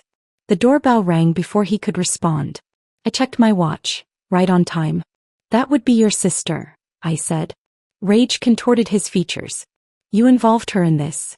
After everything I've done for her. You mean like using her house as collateral for your gambling debts? Or manipulating her emotions all these years? I moved to the door. She deserves the truth too. Rebecca stood on the porch, her expression a mixture of nervousness and determination. She'd lost weight since I'd last seen her, dark circles shadowing her eyes. When she saw me, she exhaled sharply. You came back, she whispered, hugging me tightly. I promised I would. I led her inside to where David stood, tension radiating from him like heat. You two planned this? He demanded, looking between us. My own sister betraying me? Rebecca squared her shoulders. No one betrayed you, David. You did this to yourself. I gestured to the paperwork spread across the table. Rebecca has seen everything, David. She knows about the insurance fraud, the debts, your plans for me. She knows how you used her too. I would never have let them take your house, he said to her, his voice softening. You know I'd never hurt you. Rebecca's laugh was hollow. You've been hurting me my entire life. Making me responsible for your happiness, your problems, your mistakes. No more. David's charm made one last attempt. He stepped toward me, eyes softening. Sophia, please. Whatever mistakes I've made, we can work through them. I love you. I've always loved you. I felt nothing. No anger, no hurt, no longing for what might have been. Just clarity. Sign the papers, David, I said quietly. Or the police get copies of everything tomorrow morning. Something in my voice must have convinced him. He knew he was cornered. With a shaking hand, he signed each page I indicated. What happens now? He asked, suddenly looking smaller, diminished. Now you get what most people in your situation never receive. A second chance. The divorce gives you 30 days to leave the state. The debt to those men has been paid. Your criminal activities remain between us, as long as you never contact me, Rebecca, or my family again. Rebecca touched my arm. Are you sure about this? After everything he did. I nodded. I don't need revenge. I need closure. I gathered the signed papers and the evidence, returning them to my bag. David watched, silent now, defeat evident in the slump of his shoulders. At the door I turned back one last time. The debt collectors won't return tomorrow. But federal agents might if you make one wrong move. Remember that. Rebecca and I walked out together, down the curved driveway past the pretentious fountain, through the wrought iron gates that had once represented security but now felt like a prison escaped. Neither of us looked back. In my rental car, Rebecca finally broke the silence. What will you do now? I touched Sophia's charm bracelet, thinking of the small hotel in Costa Rica, of Miguel's art studio, of the peaceful mornings watching the sunrise over an endless horizon. Live, I said simply. On my own terms. No more dimming my light for anyone. As we drove away, I felt the last chains of my old life falling away. David had wanted my death, but instead he'd given me rebirth. He'd desired my fortune, but I'd reclaimed something far more valuable. My sense of self, my power, my freedom. The road ahead stretched before me, full of possibilities I'd once been afraid to imagine. For the first time in years, I couldn't wait to discover where it would lead. 3 months later, I stood on the deck of my new beachfront studio in Costa Rica, watching the sunset paint the sky in brilliant oranges and pinks. My latest painting, a woman walking away from shattered glass, sat drying on an easel. Sophia appeared with 2 glasses of wine. Your gallery showing next week is already sold out, she said, handing me a glass. Miguel says you're his most talented student in 20 years. I smiled, thinking of how far I'd come since that night at the cabin. Rebecca had moved to Colorado, using part of the fund I'd established to open a small bookstore she'd always dreamed of. My sister Amelia had visited last month, finally meeting the real me, not the perfect corporate wife, but the artist with paint-stained hands and sun-streaked hair. As for David, I'd heard through my attorney that he'd left the country after the FBI began investigating his financials. The insurance company had launched their own fraud investigation. His carefully constructed world had collapsed like a house of cards. I took a sip of wine, feeling the warm breeze against my skin. You know what the strange thing is? I should thank him. Sophia raised an eyebrow. If I hadn't overheard him that night, I might have spent my entire life being who he wanted me to be instead of discovering who I really am. To unexpected blessings, Sophia said, raising her glass. I clinked mine against hers. And to bourbon left behind.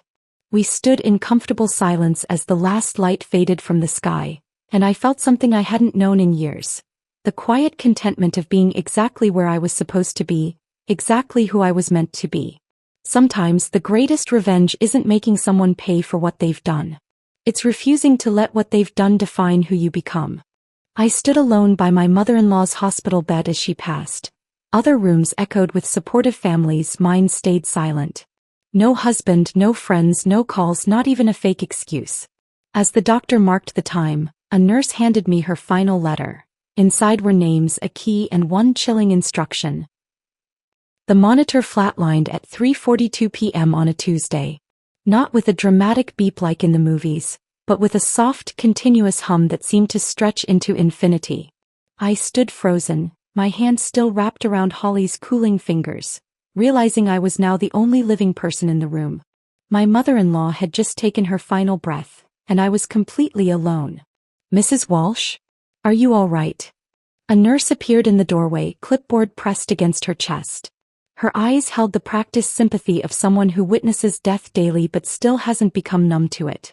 I nodded mechanically, my throat too tight for words. The hallway behind her buzzed with life.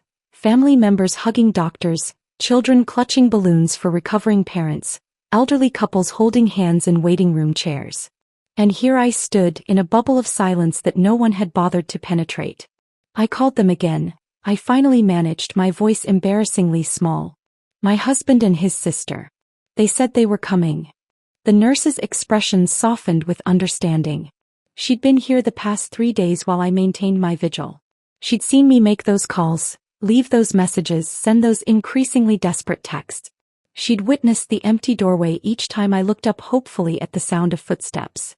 Some people struggle with goodbyes, she offered kindly.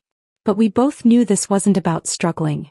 This was about choosing not to be present. Through the wall, I could hear the faint sounds of celebration from the next room. Someone was going home today. The contrast made my isolation feel like a physical weight on my chest. I should call the funeral home, I mumbled, reaching for my phone. 3 missed calls from work. None from Travis or Stella. The doctor will handle the paperwork first, the nurse explained, gently guiding me to sit in the chair I'd barely left for 72 hours. And there's something else. Holly left this for you. From her pocket she produced a sealed envelope, slightly wrinkled at the corners. My name was written on it in Holly's distinctive handwriting, sharp, angled letters that somehow remained elegant despite her illness. She made me promise to give it to you only after she was gone, the nurse explained. She was quite insistent. My fingers trembled as I accepted it. In the 3 years I'd been married to Travis, Holly had always been polite but distant. We weren't close confidants sharing secrets. What could she possibly have to tell me that couldn't be said while she was alive? I broke the seal carefully and pulled out a single sheet of paper. Inside was a key taped to the top of the page, old and slightly rusted. Below it, an address I didn't recognize and a single line of text that made my blood run cold. They never loved me. Now they will learn what it means to be forgotten. Is everything okay? The nurse asked, noticing my expression. Yes, I lied, quickly folding the paper. Just some final thoughts. After signing the necessary forms and collecting Holly's meager personal effects, a nightgown, reading glasses, and a worn paperback, I walked out of the hospital in a daze. The late afternoon sun seemed inappropriately bright. In the parking lot, families helped patients into cars, some with balloons or flowers, others with new babies. Normal life continuing while mine felt suspended. I sat in my car for 20 minutes before I could bring myself to turn the key. During those moments, I replayed Holly's final weeks in my mind.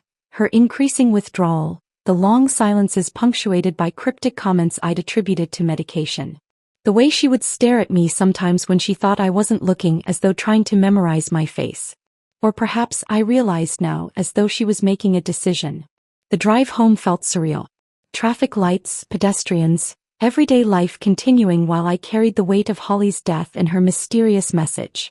I checked my phone at a red light, still nothing from Travis or Stella. I was hanging my coat when my phone finally rang.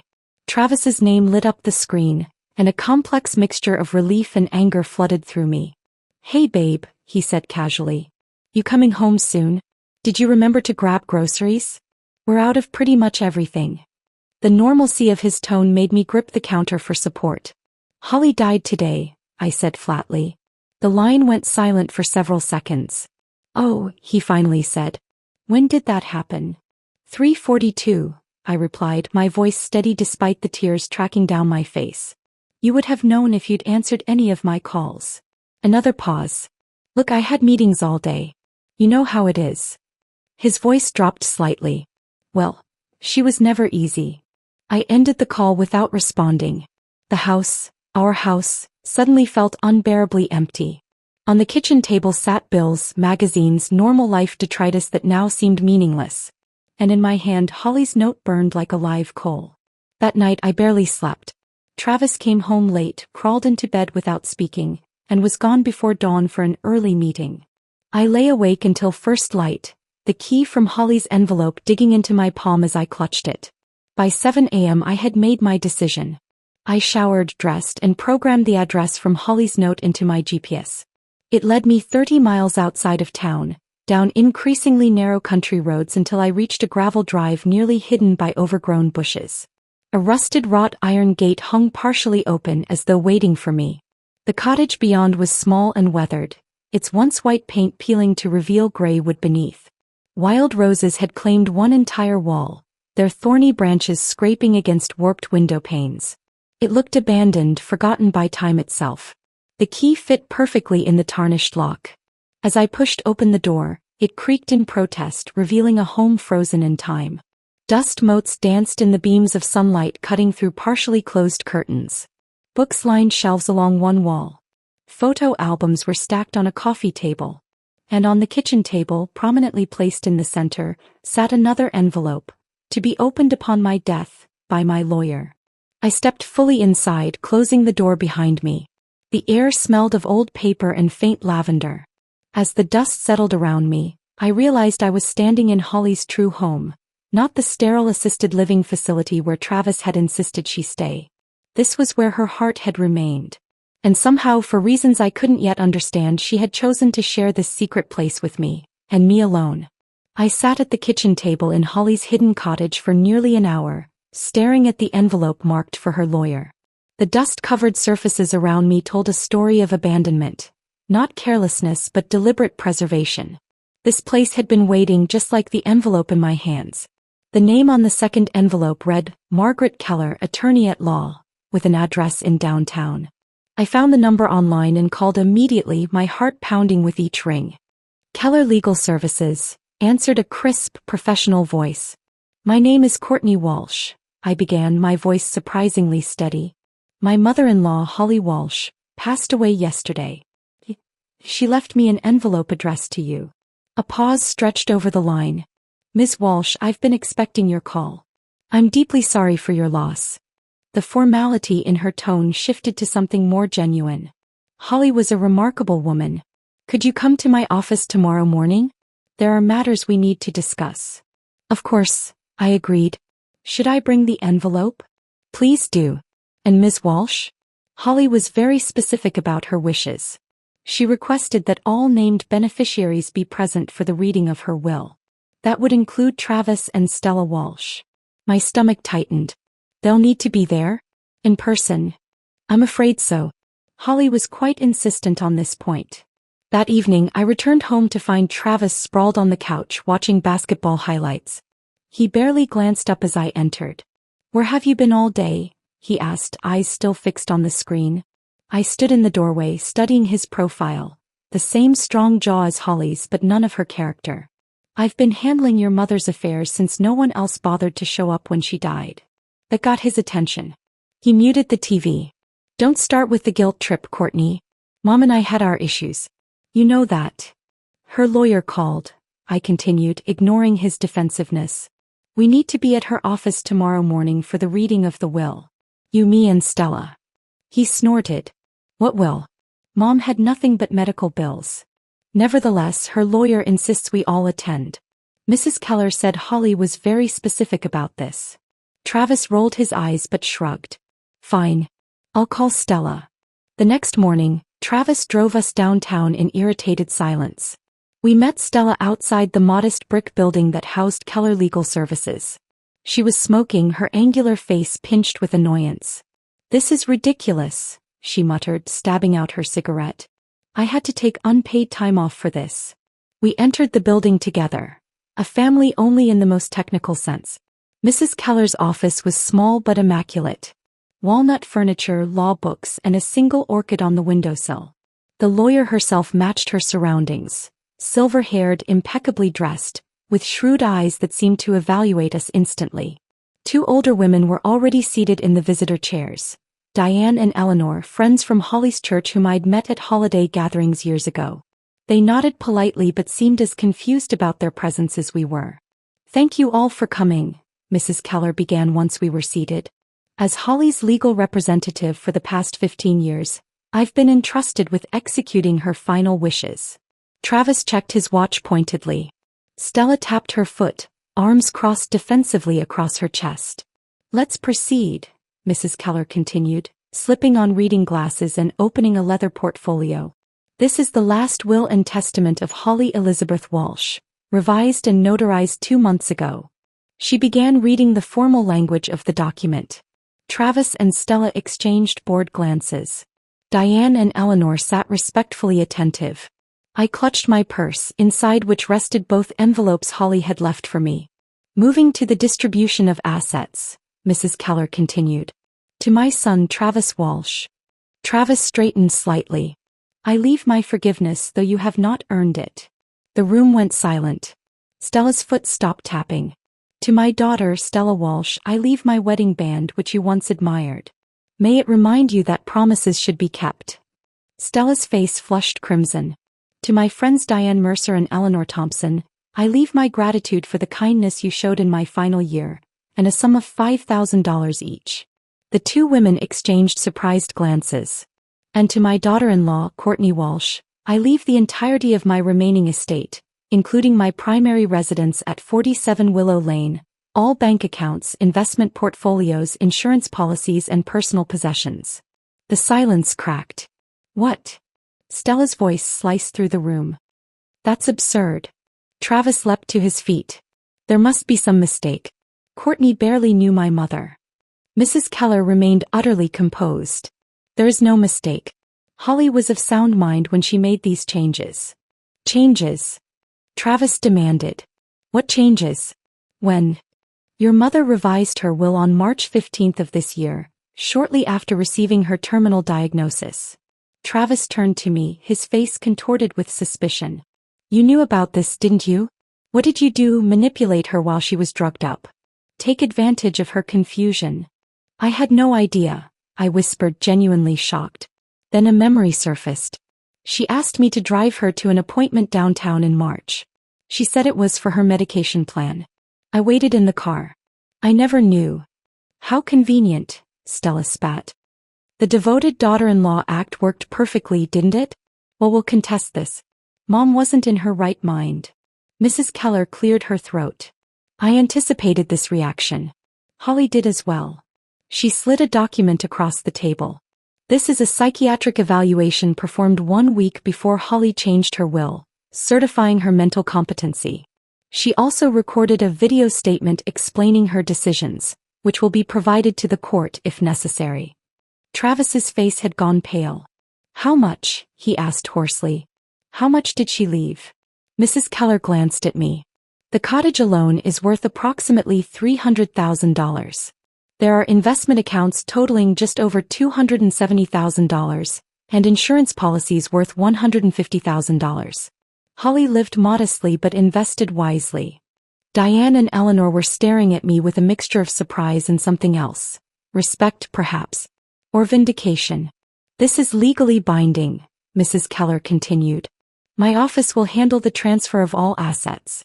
And now, if you'll excuse us, I need to speak with Mrs. Walsh privately.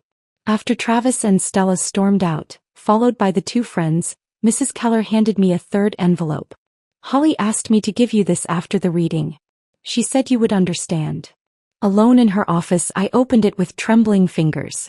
Inside was a single sheet of Holly's stationery, her precise handwriting forming just one paragraph. Forgive no one. Let them beg. Let them kneel. And when they do, smile, turn and walk away. I folded the note carefully and placed it in my purse alongside the others. When I looked up, Mrs. Keller was watching me with quiet understanding. She chose you for a reason, the lawyer said softly. Not just as her beneficiary but as her voice. In that moment I finally understood. Holly hadn't simply left me money or property.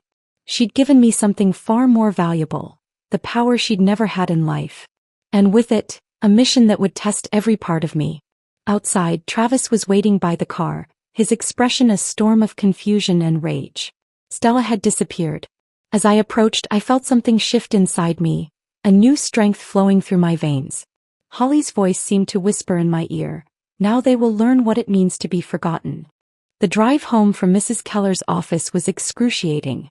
Travis white-knuckled the steering wheel, his jaw clenched so tight I could see a muscle twitching beneath his skin. Neither of us spoke. The silence hung between us like a third passenger, heavy with unspoken accusations. I'm going to stay at the cottage tonight, I finally said as we pulled into our driveway. I need to sort through some of Holly's things. Travis gave me a sideways glance, calculation replacing anger in his eyes. Sure, babe. Whatever you need. This must be overwhelming for you. The sudden shift in his tone made my skin crawl. I gathered an overnight bag without another word and drove back to Holly's secret home. My home now, according to the will. The cottage felt different in the gathering twilight. Less abandoned, more expectant. I turned on lamps, swept away cobwebs and made a cup of tea in the kitchen where dust coated every surface. On a shelf near the fireplace, I discovered a row of leather-bound journals spanning decades, each labeled with a year in Holly's precise handwriting. I selected the most recent one and settled into an armchair by the window. Outside, crickets began their evening chorus as I turned to the first page. Ben has been gone 7 years today, Holly had written. Travis called for the first time in months. He needed money for car repairs. I gave it to him because I'm a fool who still believes a mother's love should be unconditional. Ben would be furious with me. I read until my eyes burned. Journal after journal revealed a woman I'd never truly known. Sharp, observant, and increasingly isolated. Holly had documented everything. Travis's escalating financial demands, Stella's cutting remarks about her embarrassing fashion choices and outdated opinions, friends who drifted away when her illness made socializing difficult. Called Travis 3 times this week. Read an entry from just 6 months ago. He's screening my calls. When he finally answered, I could hear a basketball game in the background. He said he was swamped, but would visit soon. That was February. It's now June. Most heartbreaking were her descriptions of holidays spent alone. Made a small turkey anyway. Set the table for 4 out of habit, though I knew no one would come. Stella texted, they're spending Christmas with her boyfriend's family in Vermont. Travis didn't even bother with an excuse this year. I slept fitfully that night, Holly's words echoing in my dreams. The next morning, I discovered a wooden chest tucked under the bed in the main bedroom. Inside were bundles of letters tied with faded ribbon, correspondence between Holly and Ben spanning their 40-year marriage. One letter, dated just weeks before Ben's death, struck me particularly. My dearest Holly, Ben had written in shaky script. The doctor says I don't have much time, so I need to say what matters. Our children have become strangers to us, not in one dramatic moment, but in 1,000 small betrayals. You'll want to leave them everything because that's what mothers do. Don't reward those who abandoned us in our hour of need. Remember what we built together, Holly. Do what's right even if it's hard. Even if it breaks your heart. I carefully returned the letter to its envelope, understanding now the seeds of Holly's final decision. These weren't the bitter actions of a vindictive old woman. They were the considered choices of someone who had finally recognized a painful truth. Some ties, even blood ties, aren't worth preserving when they've been stretched beyond recognition. My phone buzzed with Travis's name on the screen. I hesitated before answering. "Hey," he said, his voice unnaturally cheerful. "Just checking on you. I made your favorite pasta for dinner if you want to come home." "I'll be staying here another night," I replied. "There's a lot to go through." "No problem," he said smoothly. "I was thinking, why don't we take a weekend trip soon? Just us like the old days. We could use some time to reconnect after everything that's happened." My stomach churned at his transparent attempt. "Maybe," I said noncommittally. "I'll let you know." For the next week, Travis's metamorphosis was both fascinating and repulsive to watch. He called daily with solicitous questions about my well-being. He cleaned the house, cooked elaborate meals on the nights I came home, even bought me flowers. The performance was flawless but hollow. His eyes remained calculating, watching for any sign his strategy was working. Then the court summons arrived. "Petition to contest validity of will," the document proclaimed in bold type. Stella had filed a formal challenge, claiming Holly had been of unsound mind and subject to undue influence. The allegations painted me as a manipulative opportunist who had isolated Holly and poisoned her against her family. I called Mrs. Keller immediately, my hands shaking. "I expected this," she said calmly. Stella consulted 3 different attorneys before finding one desperate enough to take her case. "Don't worry." Holly anticipated this reaction and prepared extensively. 2 days before the hearing, Mrs. Keller invited me to her office to review their strategy. She placed a small digital recorder on her desk. "Holly made these recordings during her final months," she explained. "With her full knowledge and consent." She pressed play. Holly's voice, thinner than I remembered but clear and articulate, filled the room. "My daughter Stella visited today for the first time in 8 months. She spent 12 minutes complaining about her job, 20 minutes scrolling through her phone, and left when I mentioned my latest scan results. She asked if she could borrow my mother's diamond earrings. I said no. She called me selfish." Mrs. Keller stopped the recording. "There are dozens more like this." Holly was documenting their behavior long before she changed her will. Combined with her psychiatric evaluation and her doctor's testimony, Stella doesn't have a case. The courtroom was small and airless. Stella sat with her attorney, a nervous man with thinning hair who kept shuffling his papers. Travis sat directly behind them, separate but clearly aligned. When I entered with Mrs. Keller, his expression briefly cracked to reveal naked hostility before smoothing back into concerned neutrality. The hearing lasted less than an hour. The judge listened impassively as Stella's attorney presented their flimsy case. When it was Mrs. Keller's turn, she methodically dismantled each accusation with documentation, medical testimony, and finally Holly's recordings. The judge dismissed the challenge, ordering Stella to pay court costs. The aftermath was swift and unexpected. The local paper ran a small story about the case. People talked. Stella's friends began making excuses to cancel plans. The boutique where she worked part-time asked her to take some time off until things settle. Her boyfriend stopped appearing in her social media posts. Travis's carefully constructed facade crumbled that night.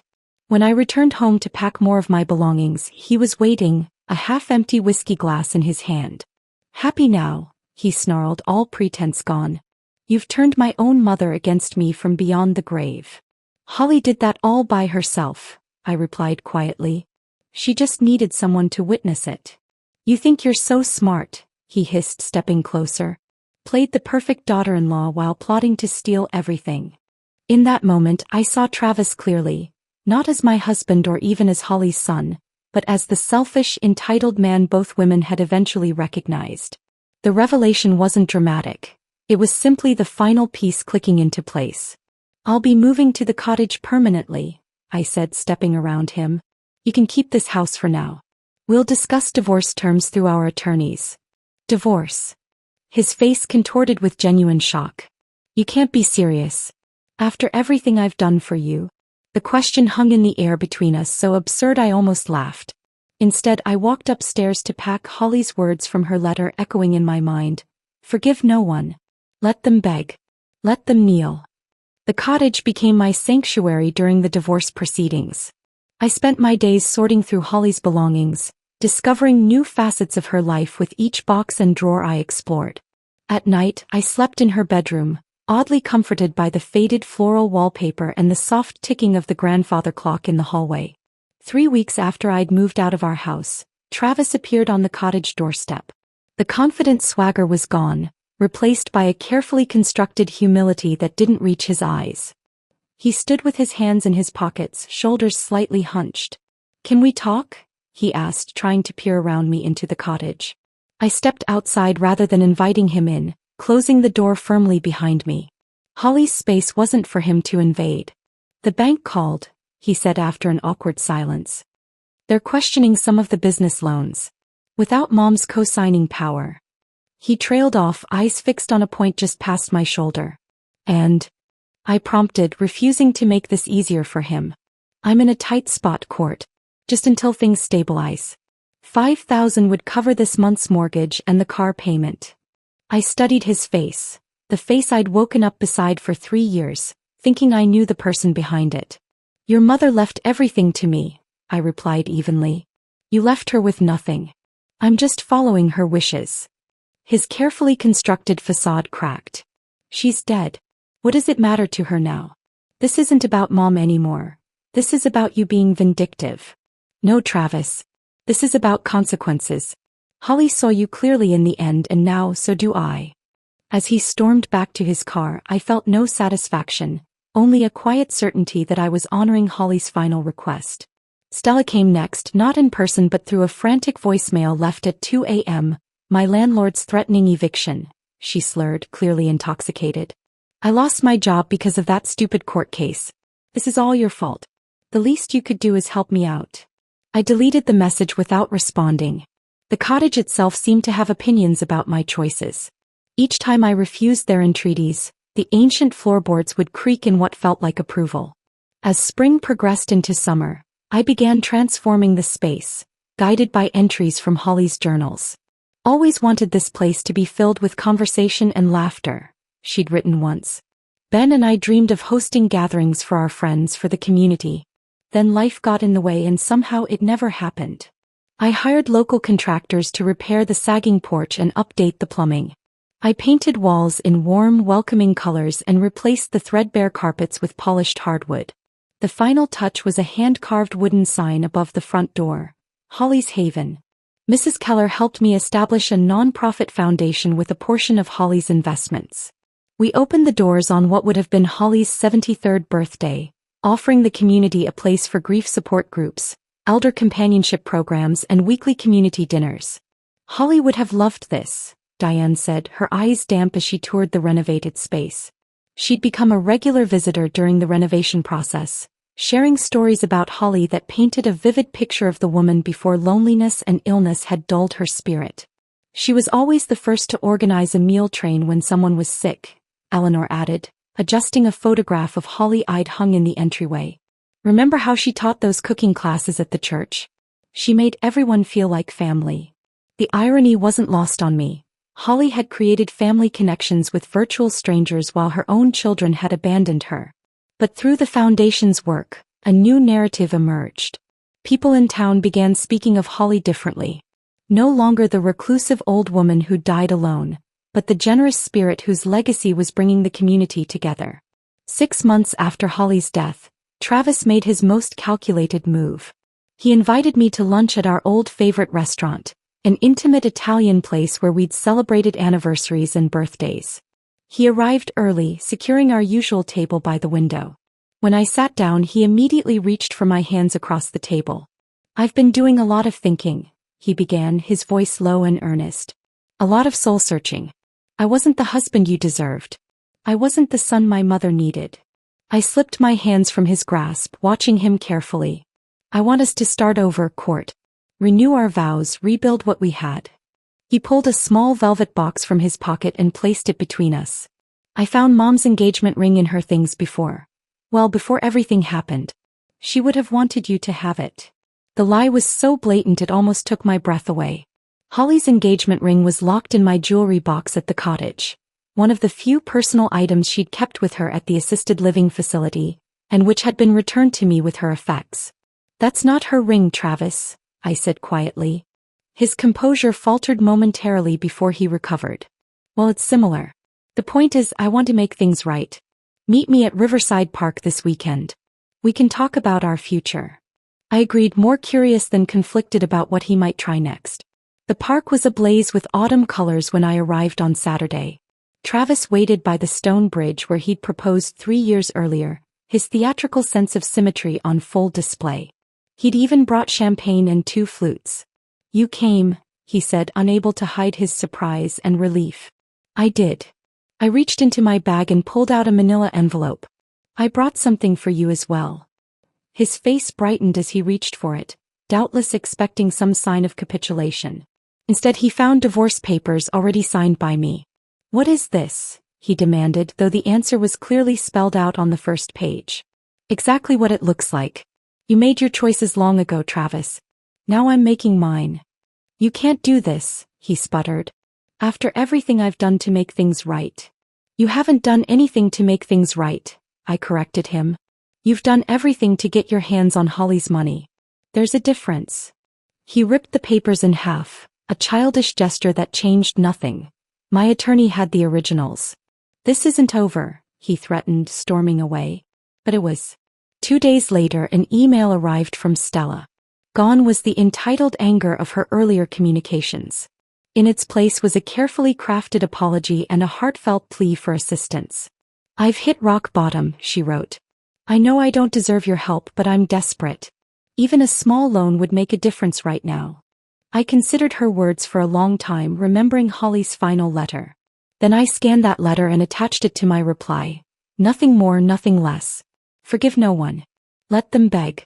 Let them kneel. And when they do, smile, turn and walk away. I blocked her email address immediately afterward. That evening, I walked through Holly's Haven after everyone had gone home. The rooms still held echoes of the day's conversations, elderly neighbors sharing stories over tea, a young widow finding solace in a support group, children laughing during an after-school program. For the first time since Holly's death, I felt a genuine sense of peace wash over me. I wasn't just someone's wife anymore. I wasn't just someone's daughter-in-law.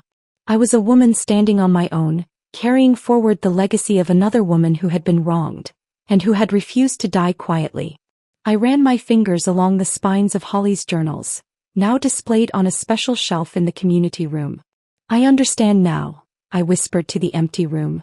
"This is what you wanted all along." 1 year passed like turning pages in one of Holly's journals, sometimes slowly, sometimes in a blur of activity, but each day adding to a story that was still being written. Holly's Haven flourished beyond my wildest expectations. What had begun as a modest community space now buzzed with daily activities. Monday afternoon art classes for seniors. Tuesday evening grief support circles. Wednesday community dinners where strangers became friends over homemade lasagna and apple pie. The cottage that had once stood empty and forgotten now pulsed with life.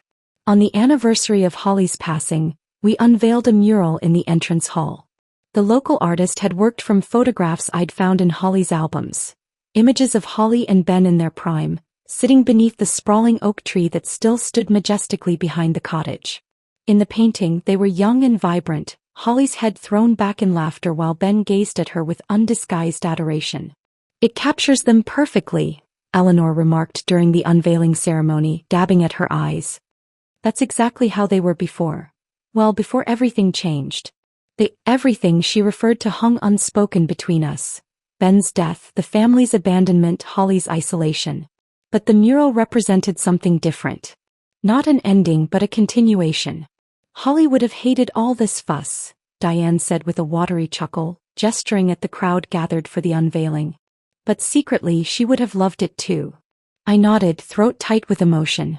She would have pretended to be embarrassed while memorizing every detail to write about later. That evening, after everyone had gone home, I sat alone in what had once been Holly's bedroom but now served as my office. The local newspaper had covered the unveiling, and I traced my finger over the headline, "Holly's Haven marks 1 year of community service." The article mentioned the upcoming senior health fair we were hosting and quoted several program participants about the difference the center had made in their lives. My phone buzzed with a text from Mrs. Keller. "Holly would be proud." not just of the center but of you. The following week, I received an invitation to speak at a regional conference on elder care and community support. The organizer had visited Holly's Haven during an open house and been impressed by our programs. "We'd love for you to share your story," she explained over the phone. "So many seniors face isolation. Your perspective could be valuable." Standing at the podium a month later, facing a room full of healthcare professionals, social workers, and community organizers, I felt Holly's presence acutely. "My mother-in-law died alone," I began, my voice steady despite the emotion constricting my chest. Not because she had no family, but because her family chose not to be there. I shared Holly's story, sanitized of the more painful details, her name changed to protect what little privacy remained, focusing instead on the insidious nature of elder isolation. How it happens not in dramatic moments but in a series of small betrayals. Missed phone calls, postponed visits, dismissive responses. The community center we've created isn't just about activities or services, I explained. It's about bearing witness to each other's lives. It's about creating spaces where people are truly seen and heard, especially when their biological families fail them. After my speech, a line of people waited to speak with me. Many shared similar stories. Parents or grandparents whose children had drifted away, elderly neighbors who went days without speaking to another human being. "Have you considered writing a book?" one woman asked, pressing her card into my hand. "I'm an editor at Meridian Publishing. Your message deserves a wider audience." That night in my hotel room, I opened my laptop and began typing.